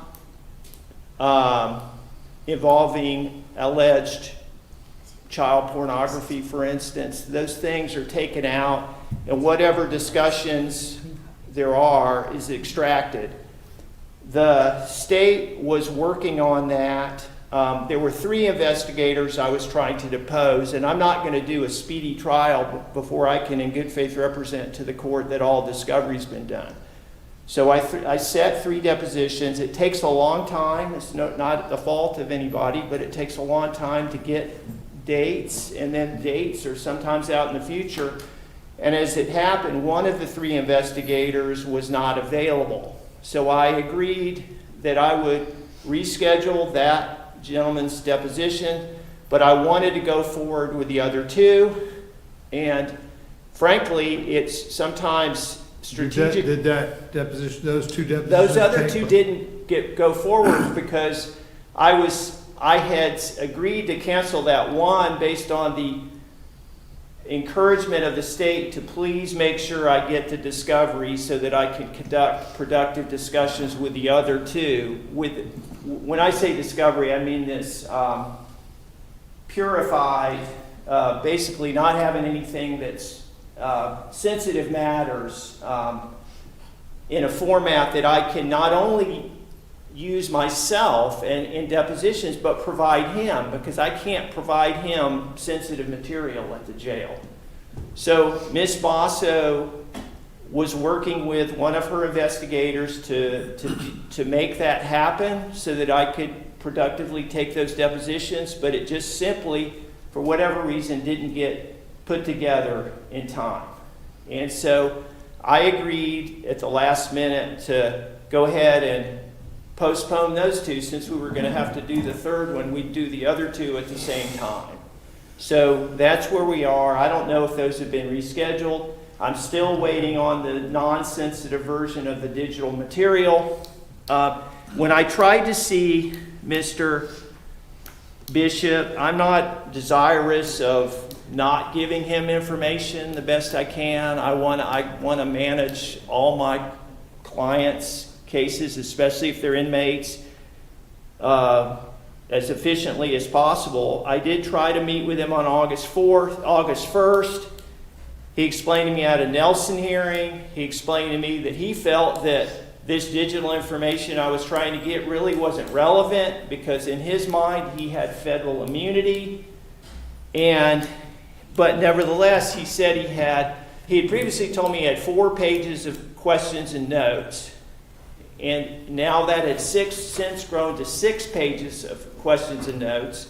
And I said, can I have those pages of questions and notes so that I can copy them and I'll give you back your original so that I can be taking advantage of whatever thoughts you have going to depositions. I have done probably hundreds of depositions in my 40 years of being a member of the Florida Bar, and quite a few in the last 10 years having to do with these kind of cases. So I know how to take these kind of depositions and discovery matters and prepare.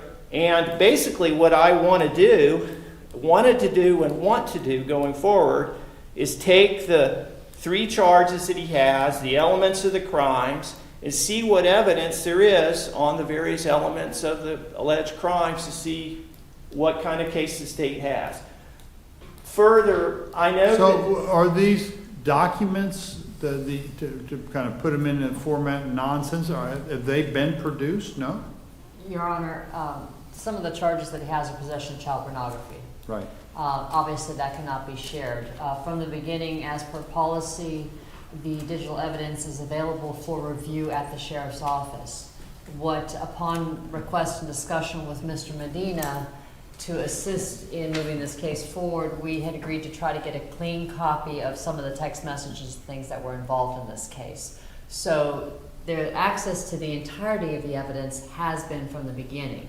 But this would have been I'm basically... sorry, say that again? The entirety of the digital evidence, that which had the suspected child pornography in it, Right.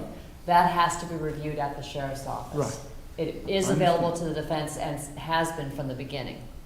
What Mr. Medina is referring to is basically a clean excerpt without the suspected child pornography that can be taken away. We're not required to provide that. That is something that we were going to do as a courtesy, and I had requested them to go ahead and do that for me so I could give it to Mr. Medina. And has that been It was in the works. There was a couple of search warrants and some things that came up. He will have it in time for any deposition that's set prior to that in a timely manner so he can look at it. So I'm staying on it. But again, have we got the 3 officers scheduled, rescheduled? Mr. Medina? I don't know if they've been rescheduled. Basically, my assistant talks to her assistant and gets a new date, and I know I've attempted to facilitate that. Do you have any information? I was just looking to see if it was, Your Honor. I don't see it, but we can verify it when we get back. But I know that the parties will try to expedite things given the delays that have occurred, but I know that, for instance, when you look at the incident report, even though the charges are counts 1 and 2, possession of alleged child pornography with intent to, I think it's with alleged intent to promote, second-degree felonies, counts 1 and 2, and then count 3 was a failure of sex offender to report electronic mail address or message name. Basically, there are references to quite a bit of alleged conversations occurring. I'm not sure if it was WhatsApp or Telegram or Reddit or Snapchat or Google or all of the foregoing, but basically, I need to know whatever there is information that would allegedly tie the defendant to the alleged subject matter that supposedly is problematic. So it's really important to have a more or less a sanitized view of all of the conversation evidence that might be either exculpatory or inculpatory so that I can prepare for trial. Nobody's trying to delay things, certainly not me. I know it's frustrating to him, but basically for things to be done in an efficient manner, it's not me just spending hours and hours at the sheriff's office and knowing things in my head. I've got to be able to attach things to depositions and go over things with him. Mr. Medina, can I ask a specific question regarding a reference made by Mr. Bishop? Yes, he sir. said there was a plea deal that was offered by the state that was not conveyed to him. Judge, Your Honor, I'm not familiar with what he's referring to, but I know oftentimes in the child, CAC type cases, a lot of times we don't get a offer in this format that's done for the non-CAC cases that will have a plea and settlement form. So I typically don't get that kind of thing from the state. Mr. Bishop, why don't you clarify that? What you said? You made a reference. You said there was a plea deal that wasn't conveyed. What? Mr. Medina himself had told me that there was a plea offer, and he declined it. No, I would never decline a plea offer. That's not my job. I don't know what the plea offer is that he's referring to. Does the state know what its offer is? Do you know what the offer? Do you know what the offer he was referring to, Mr. Bishop? No, sir. He only had mentioned it, and then I had even asked. I said, "Well, what was in the offer?" And he said he didn't recall at that point. Has the state made an offer? Your Honor, unfortunately, his file's out in the car. I can go grab it. But I was just looking to see, I believe we did have discussions. Now, whether or not there was a concrete offer made, I cannot say that 100%. I'd have to go out and look at it.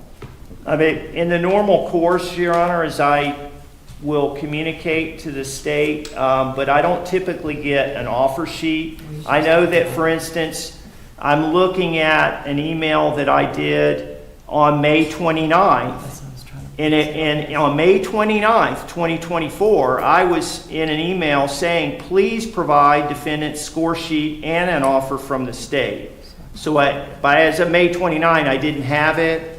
I don't show, and maybe I'm missing it, any further provision of that, and I don't have a score sheet or any, and again, the state in CAC cases typically doesn't do the offer sheet.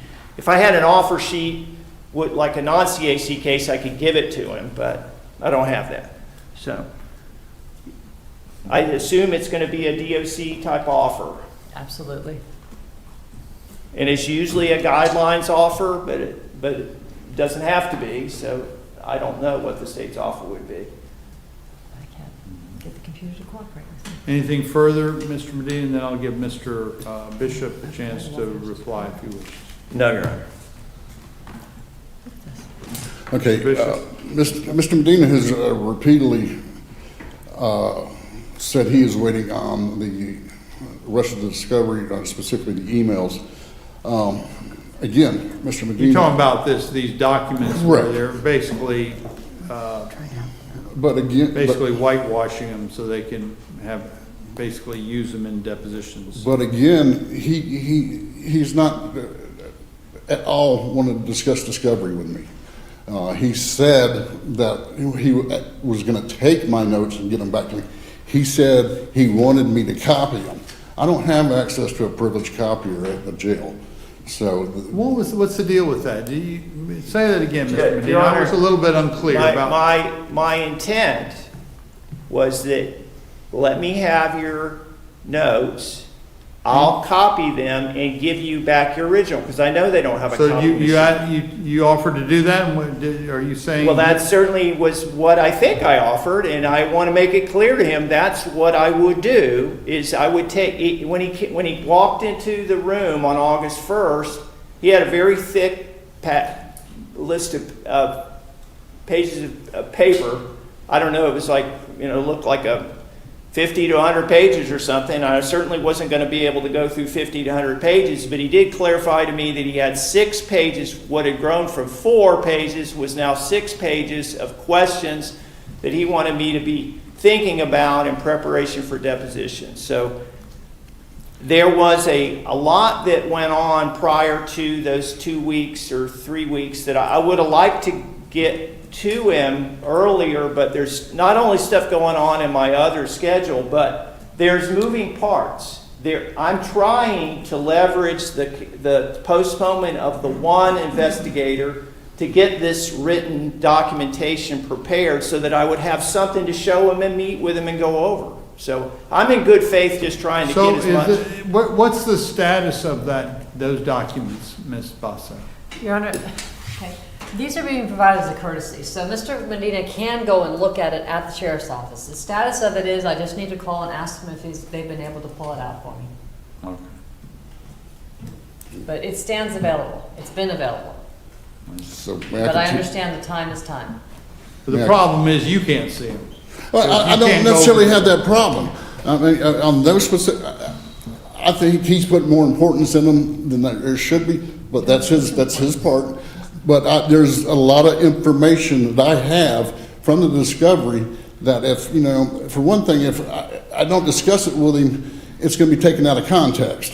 And he needs to understand the context completely. I don't understand what you're saying. Okay, well, what information do you have that hasn't been provided to your attorney? I have gone through all of the discovery, and I have made notes in the discovery itself, and I have written some notes off to the side.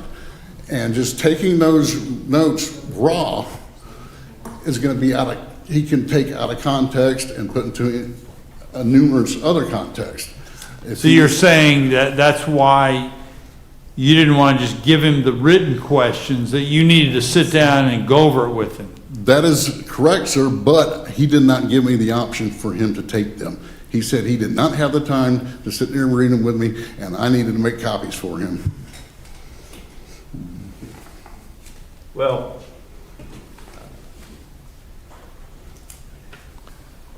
I mean, I do truly understand he does have a caseload, but I mean, I've been incarcerated for over a year now, and this has been going on for 7 months, and I don't feel there's been any work product done. I always keep hearing about what we're gonna do, but I haven't heard anything about what's been done. Like specific documents I've requested, to contact my probation officers like I've requested, to get some background information. What's the deal with that? It's federal probation officer. Is that what, Mr. Medina? What? I would prefer to not quite give that out in front of the state. I guess what would you say, something. Well, I'm not asking you to give the specifics, but did Mr. Medina, did he ask you to contact this federal probation officer to get I did receive I'm not sure of all his communications, but I did receive on, it looks like July 12th, the public defender's office received. I'm sure I was doing a bunch of other things, but there was a reference to federal POs in Pensacola and Panama City. This case is not a violation of federal probation or state probation for that matter case. It's a matter of what evidence does the state have on the 3 charges that are against him, and I'm trying to discern what that evidence is. I'm not sure what relevance probation officers in Panama City and Pensacola, but I have not contacted those individuals. Me and his assistant originally discussed that when he first came out to meet me. Myself and Mr. Medina have discussed that as well. I mean, they have. So you've gone over in detail with Mr. Correct. Medina Why, listen to me, why he needed to speak with your federal probation officer? Correct. Mr. Medina? Did he go over in detail with you why you needed to contact his federal probation? No, Your Honor, and what he thinks I might need to do, I don't necessarily commit that I'm going to agree. I'm just trying to understand what the communication is so I can make a determination of whether or not it qualifies as, not rendering effective representation. Right. If I was focused on getting the state's evidence. If there's some information from a federal probation officer that would be valuable, I will certainly do my best going forward to contact those people. But I did not see that was the priority at this time. It was to see the state has the full burden of proof, what evidence that it had on those issues. And I'm in my other CAC cases that I've had over the years, I've always gotten a kind of sanitized table type evidence that I can go over with my clients. So I've never had to go through that stuff digitally, and when I learned that it was only available to me digitally at that time, I didn't have time to just go over in the 2 or so weeks before the depositions were canceled to look at that stuff. So okay. As far as federal probation officers, I think that I have to do case management and preparation the best I can. So I was prioritizing what seems obvious, and that's to figure out what the evidence is against him. So that's what I was doing. And I had told you, sir, that they have possible information that could possibly dismiss this case. And did you tell him what that was? Yes. And his assistant. And his assistant was very, much more receptive to things when he interviewed me, and said that, a lot more things needed to happen than Mr. Medina has done. And again, it all goes back. Also, the plain fact, he didn't give me my discovery for over 4 months after it was available.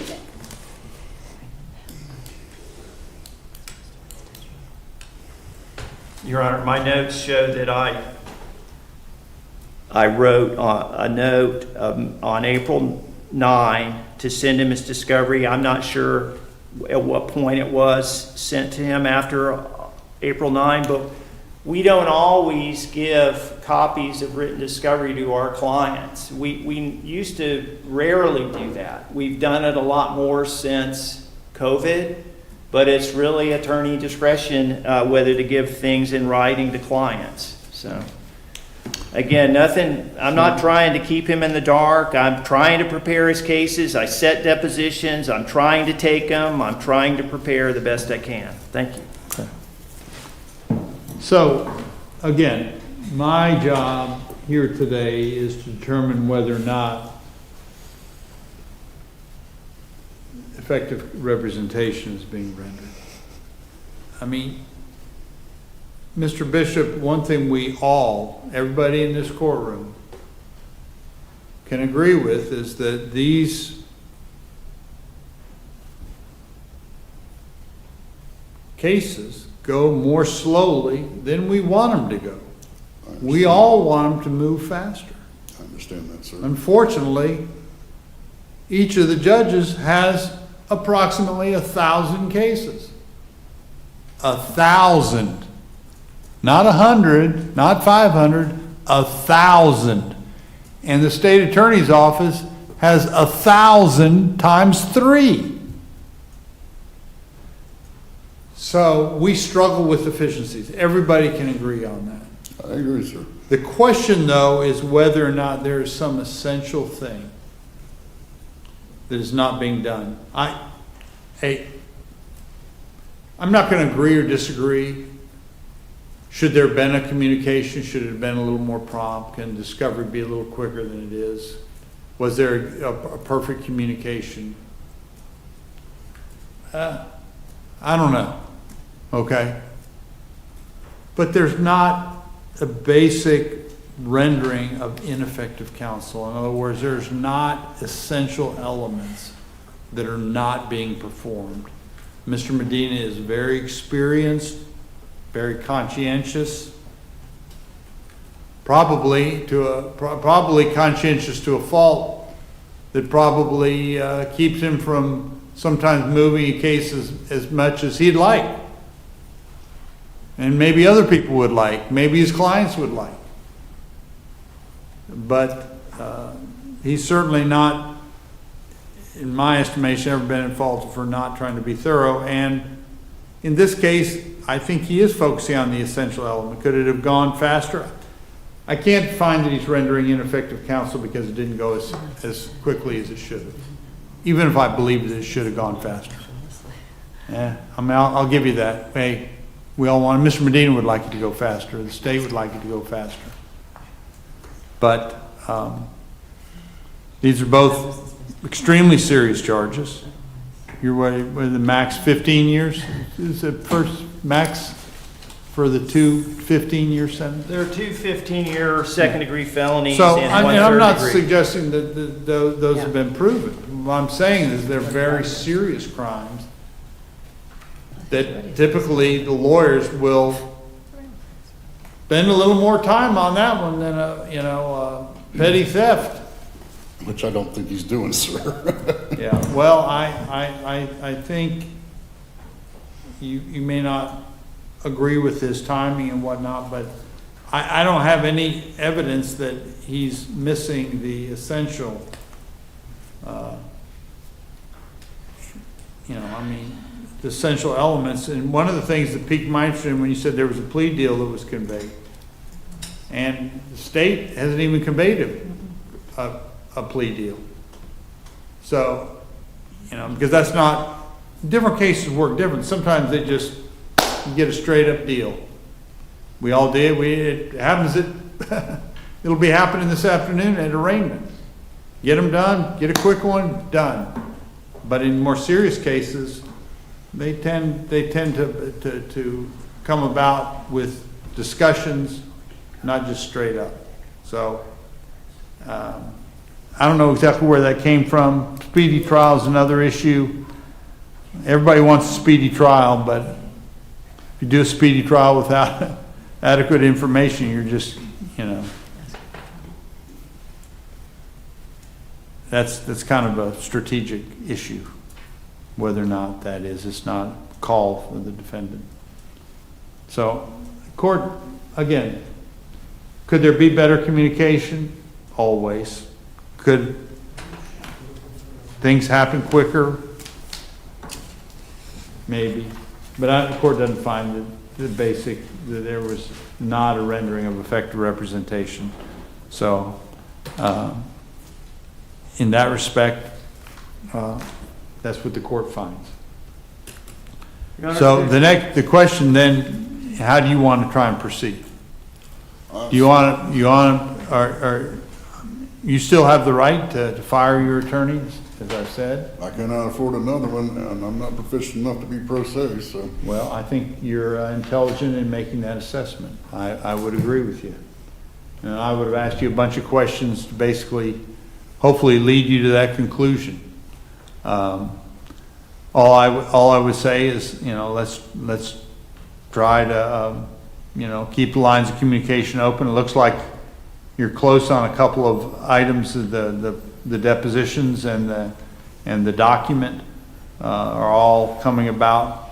Maybe, hopefully, we could have done it earlier, but again, I don't find that it rises to the level of rendering of ineffective counsel. I think it's essential me and him get through the discovery before any depositions take place. Okay. Your Honor, I would ask Mr. Bishop to use jail mail and send me his 6 pages of questions. I'll go through them, and then Then you guys can go over and talk about it. Right. Thank you. Can you do that? Well, I'm not gonna tell you to. You do what you wanna do. You guys have your communication. So, anyway. Courts, based upon what you're telling me, I'm not gonna discharge the attorney. Based upon your testimony that you don't wanna go it alone. And you can't afford to hire somebody. When can we have another pretrial? I don't know, when is our next pretrial set? October 16, Your Honor. That's the next cycle. Very good. October 16, hopefully there'll be some progress made at that time. I hope so too. Thank you, Your Honor. Thank you.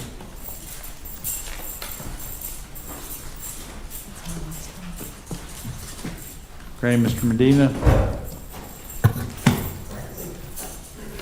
Your Honor, I have no further. May I be excused? And I'll go check You on may. this. I'll go check on those while I'm back. Thank you. Your Honor, Steve Medina with Tyrone, Grantley, 23 CF 1992. I think we need to set this for a VOP evidentiary hearing. Mr. Grantley has provided information, and I've reached out to the state attorney's office and the Keaton representatives. I don't know when we're going to hear back from Keaton as far as documentation that it might have, but I think he does not wish to admit the violation, so for purposes of today, he's going to enter a denial of the GOP. Very good. The court will enter a denial, and if you'll contact my office, you can set an evidentiary hearing. Thank you, Your Honor. So it'll be a VOP evidentiary to be determined. Yes, sir. Yes, Your Honor. How you doing? State Attorney. I went to We're not going to negotiate. No, it's not negotiation. Okay. It's a medical situation. Your Honor, I would request that the defendant not discuss the facts of his case. Sir, I don't think that's sir, a good idea. sir. He has a Fifth Amendment right, Sir. which we need to not waive. Excuse me, sir. Mr. Medina, me and Would you him raise not- your right hand? Yes, sir. You swear or affirm the information you're about to provide this court is the truth and nothing but the truth, so help you God? Yes, Your Honor. You understand that anything can and will be used against you that you say in a court of law? Yes, sir. You understand you're being recorded? Yes, sir. Fire away. Yes, sir. I entered Keaton February 26th. When I got there, I had food disorders. I was food poisoned. I went to the hospital 5 times. Ms. Williams, the director, refused to allow me to have medication. I have a stomach infection going on right now. That's going on. I tried to explain it to him. He didn't want to hear it. So me and him having a communication problem. I was finna file Nelson, but Miss Teagan came up there and told me, you know, she would handle that talking to him. So I have not been. Are you asking the court to do something, or what? Yes, why are sir. you Yes, telling sir. me? What do you want? What are you asking for? I'm gonna need medical treatment. I'm not getting medical treatment. I got a stomach infection. That Miss Williams, the director. Who's Miss Williams? She's the head of Keaton. She's program director. She's like 80-something years old, and she would not allow me to have the medication for Baptist Hospital. I've been to Baptist 5 times. There's medical records showing this. I had to leave there in order to I get don't understand. medical. What are you asking the court to do? I'm asking Ms. Mathis Crestview, which was my probation officer, told me to step to you and talk to you personally about being reinstated to this probation and be granted Bridgeway counseling.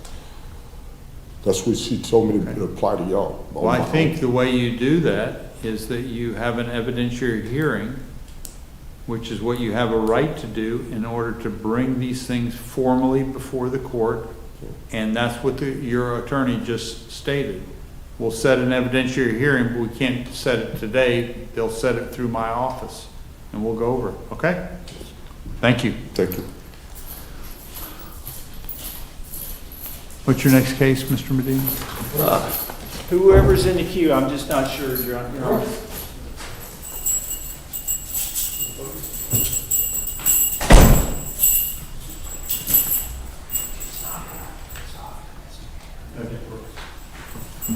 Your Honor, this is Nathan S. Brooks before the court in 23 CF 2371.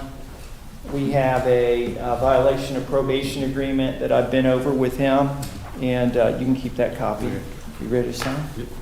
And he's signing the agreement that we've been over, Your Honor. It's for it is an underlying misdemeanor, so there won't be a score sheet.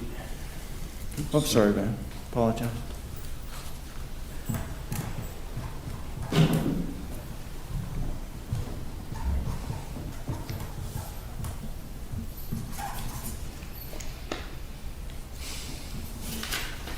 May I approach you?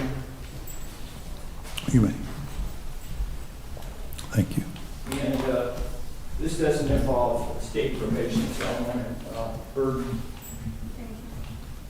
Did you state the terms? Yes, Your Honor. In 23 CF 2371, Mr. Brooks is admitting the violation pursuant to an agreement by which there would be an adjudication of guilt.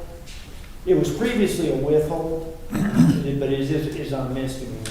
It would be revoke and terminate supervision, 90 days jail, which was the JCS recommendation, with credit for all time served, $100 VOP fee, $150 public defender fees, outstanding monetary obligations to collections or lien 6 months after release. Mr. Brooks, would you raise your right hand? Do you swear or affirm the information you're about to provide this court is the truth, nothing but the truth, so help you God? Yes, sir. Stated in agreement? Yes, Your Honor, that was the state's. Mr. Brooks, you heard your attorney state the terms of the plea agreement, and I see it's in writing. And I just want to make sure you've gone over this in detail with your attorney. You understand that by entering this will be a final resolution of this VOP, this case. But you're waiving the right to go to a trial and to contest all this. Do you believe that's in your best interest? Yes, sir. You're entering this freely and voluntarily? Yes, sir. Okay. Based upon that, the court will accept your plea. There'll be, the defendant is admitting the violation, and there'll be an adjudication of guilt on the underlying charges. Court will revoke and terminate supervision, so no more probation. Court will sentence the defendant to 90 days in the county jail. You will get credit for all time served already. They have the standard fees and costs. You'll have 6 months after you release before they go to collections or liens. Okay. Okay? All right, thanks. Any questions? Your Honor, I think he does have a misdemeanor case, which we were not able to resolve as part of this case. Can the clerk let him know what his next court date is in county court? Yeah, it's the 19th. Sounds like August 19th? Yeah, this okay. Monday. All right, that's fine. Good luck. Okay. All right, Thank you. Good luck.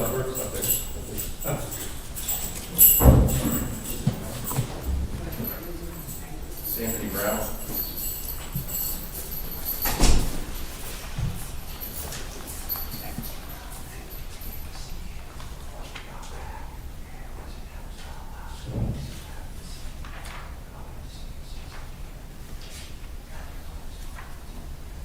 Here's Steve Medina with Anthony Woods Brown in 23 CF 552 and 22 CF 2333. I've been looking for Mr. Brown. Week before last, on Friday, Thursday or Friday, I did try to see him, but he wasn't yet back from Florida State Hospital. And then last week I was out on annual leave. So he is back now. I'm glad to see him. He's doing very well. I think at this point in time, this is status. The court should, based on review of the DCF materials, declare that he is competent to proceed. And we do have a BOP case and a new law case, 23 CF 552. He could be put on the October 16 pretrial docket if the court determines he's competent, as I think he is. I think the state stipulates, and I'll come see him and we'll try to resolve matters. Your Honor, Taylor Sharbles for the State Attorney's Office. The state does stipulate to the report and agrees with the findings. Very good. Based upon that and stipulation of both parties, the court will find that the defendant is competent to proceed. We'll set it for our regular next full cycle 10-16, give you a chance to go over, kind of determine a course of action with your attorney, okay? And Your Honor, if we can accelerate matters by working things out, sure, then I'll discuss that with him and try to advance him. So. Okay. Okay. Thank you, sir. Thank you, Your Honor. So we've got Patricia Brewer and Brundage. This is Brundage. Go ahead. Brundage. Thomas Lee Brundage. Morning, sir. How you doing? This is case number 23CF2202, 24CF1, and 24CF1032. Mr. Medina. Yes, thank you. Your Honor, at this time, he was before the court on June 12th, and we did a denial at that point in time. We recently learned that Keaton did not feel he could go to Keaton, so we are trying to get him into Phoenix House, and I'm hoping we'll get an evaluation decision from them in the near future.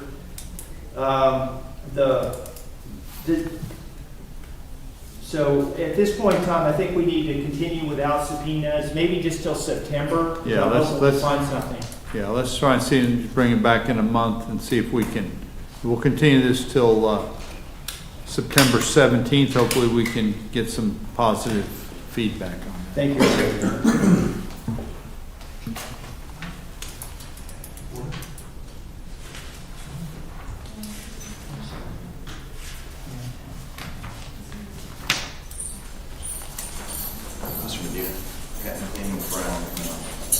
Okay.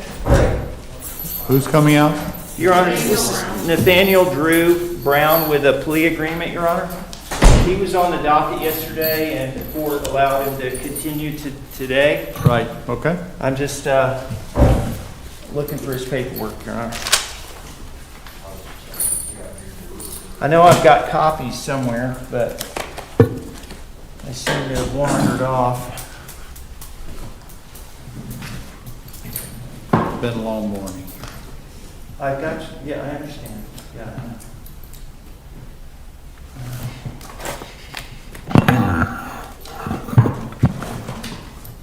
The probation is going to need a copy, Judge. I'm sorry, I don't know where my...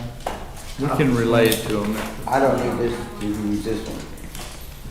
We'll get it. Yes, sir. Yeah, I understand he has a copy. I don't Thank need you. it. I don't need it. I know you don't. It's not just about what you need. Thank you.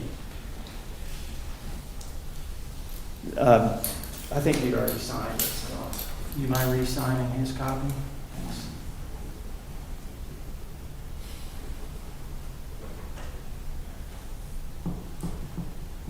Thank you. Right.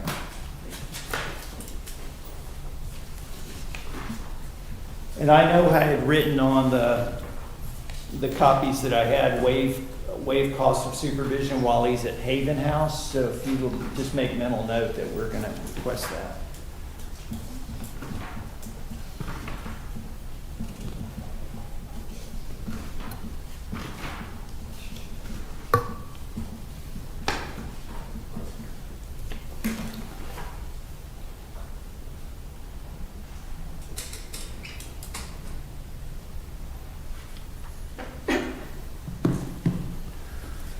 And I do need his score sheet, Judge. I'm looking for my paperwork.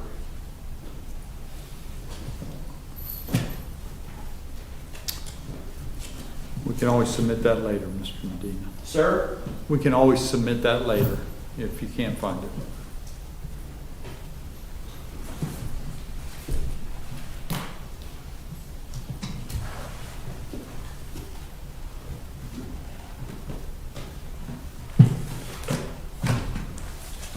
Okay, here it is.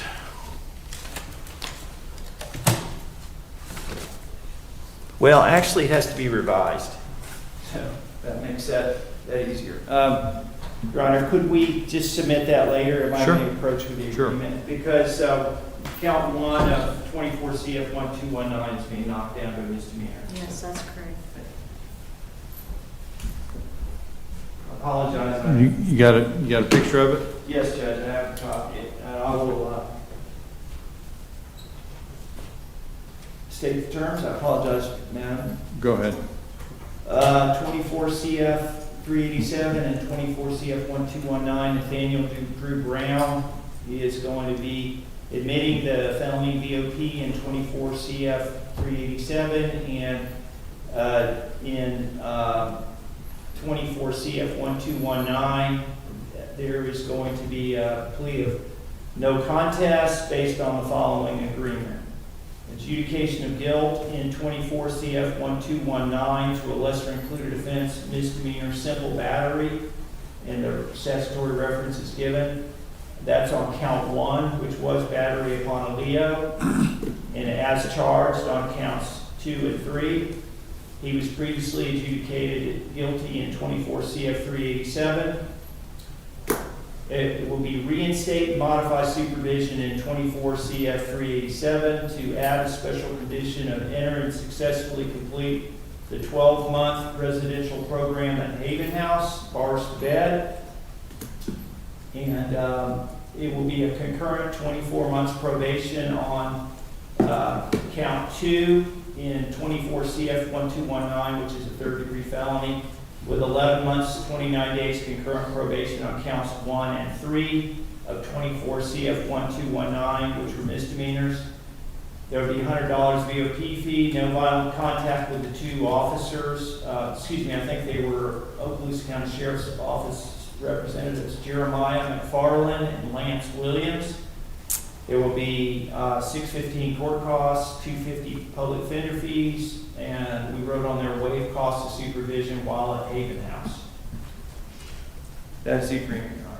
State. That's the state's agreement, Your Honor. Mr. Brown, would you raise your right hand, sir? Do you swear or affirm the information you're about to provide this court is the truth, nothing but the truth, so help you God? Yes, Your Honor. Hold on just a second.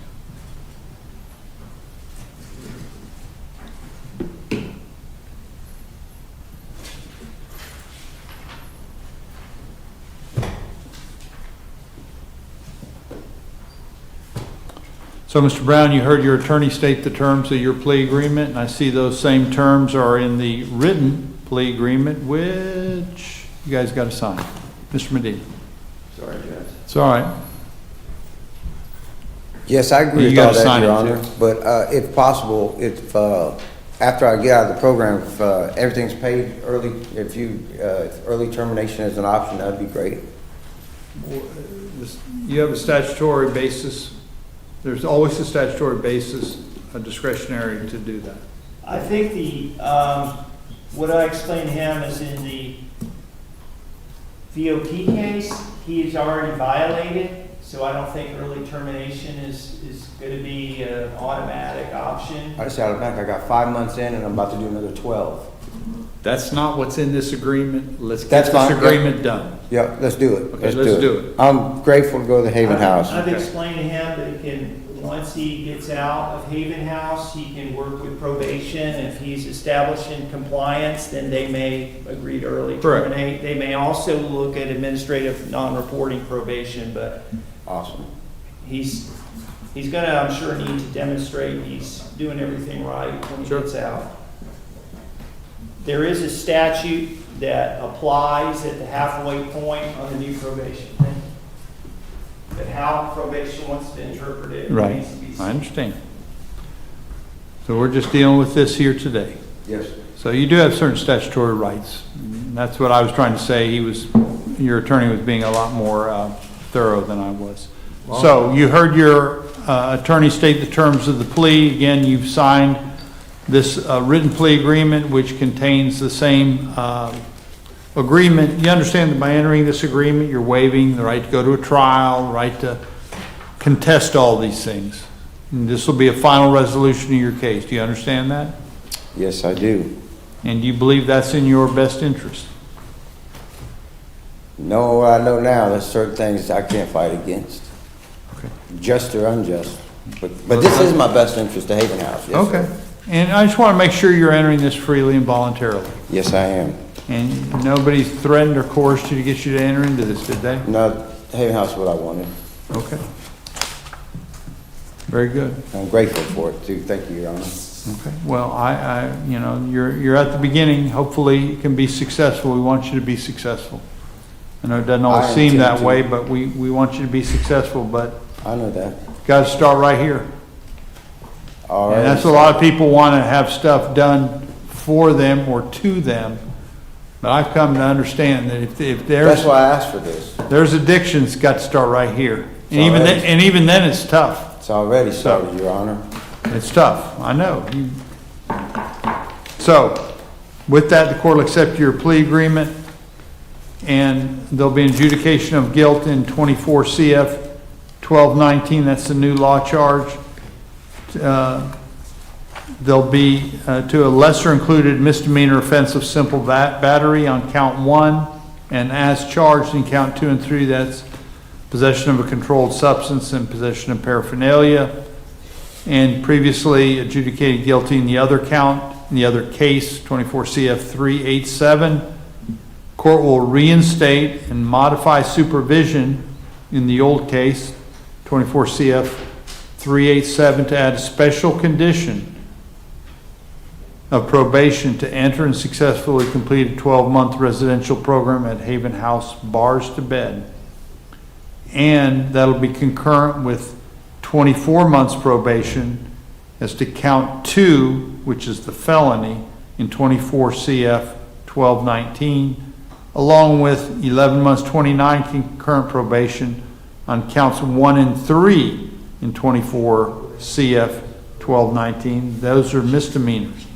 In addition, there's no violent contact with Jeremiah McFarland and Lance Williams. Standard court costs and fees that are be due during the probation, and the court will waive cost of supervision while at Haven House. Yes, sir. Excuse me, yeah, Haven House.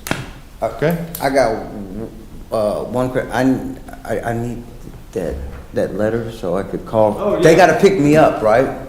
Yes, correct. Okay, yeah. That has their number on. Okay. I got it, sir. Let me give it to you. Yeah. We're good. Thank you, Judge Ketchum. Okay. Good luck. I'm looking for it, Judge. My file's got a little bit discombobulated. Just one moment. I'll be back. And I think we have Ms. Brewer.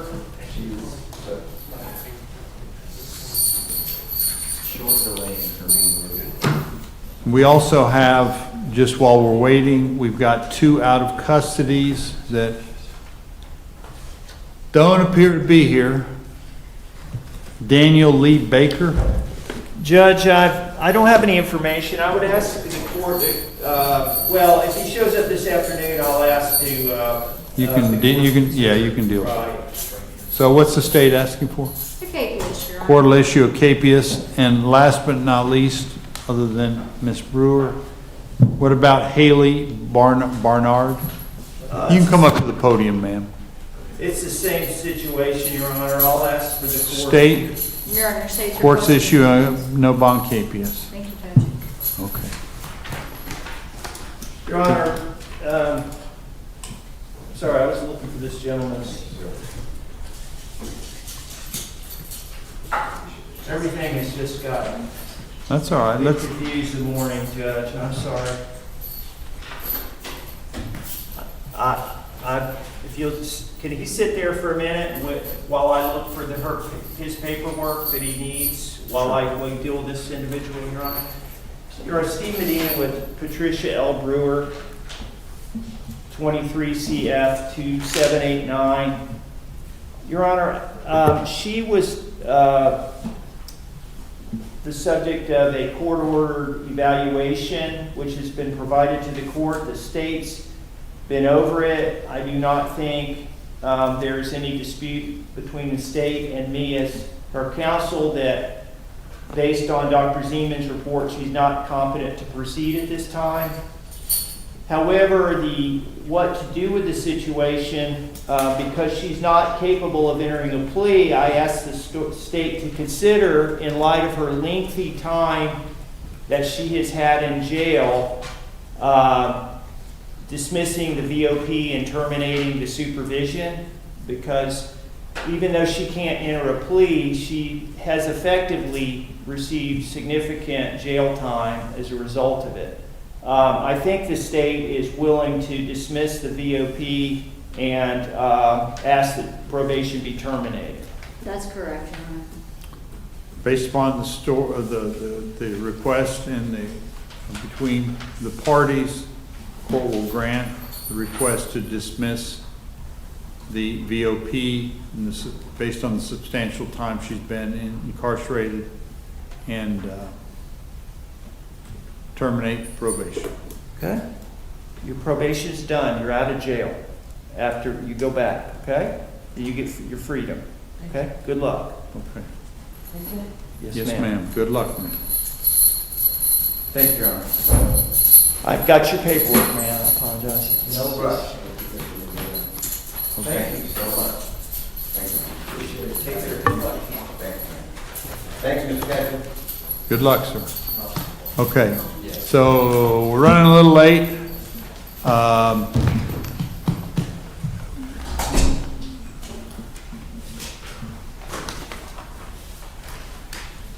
I can be back here by 1:45, if that's sufficient time for you all. I think that's fine, Your Honor. I'm just gonna. What do you think, Mr. Medina? Totally fine, Your Honor, if that's okay. I'm just trying not to start too late. Everyone's gonna be sitting in the courtroom at 1:30 and. Sounds good, Your Honor. Thank you.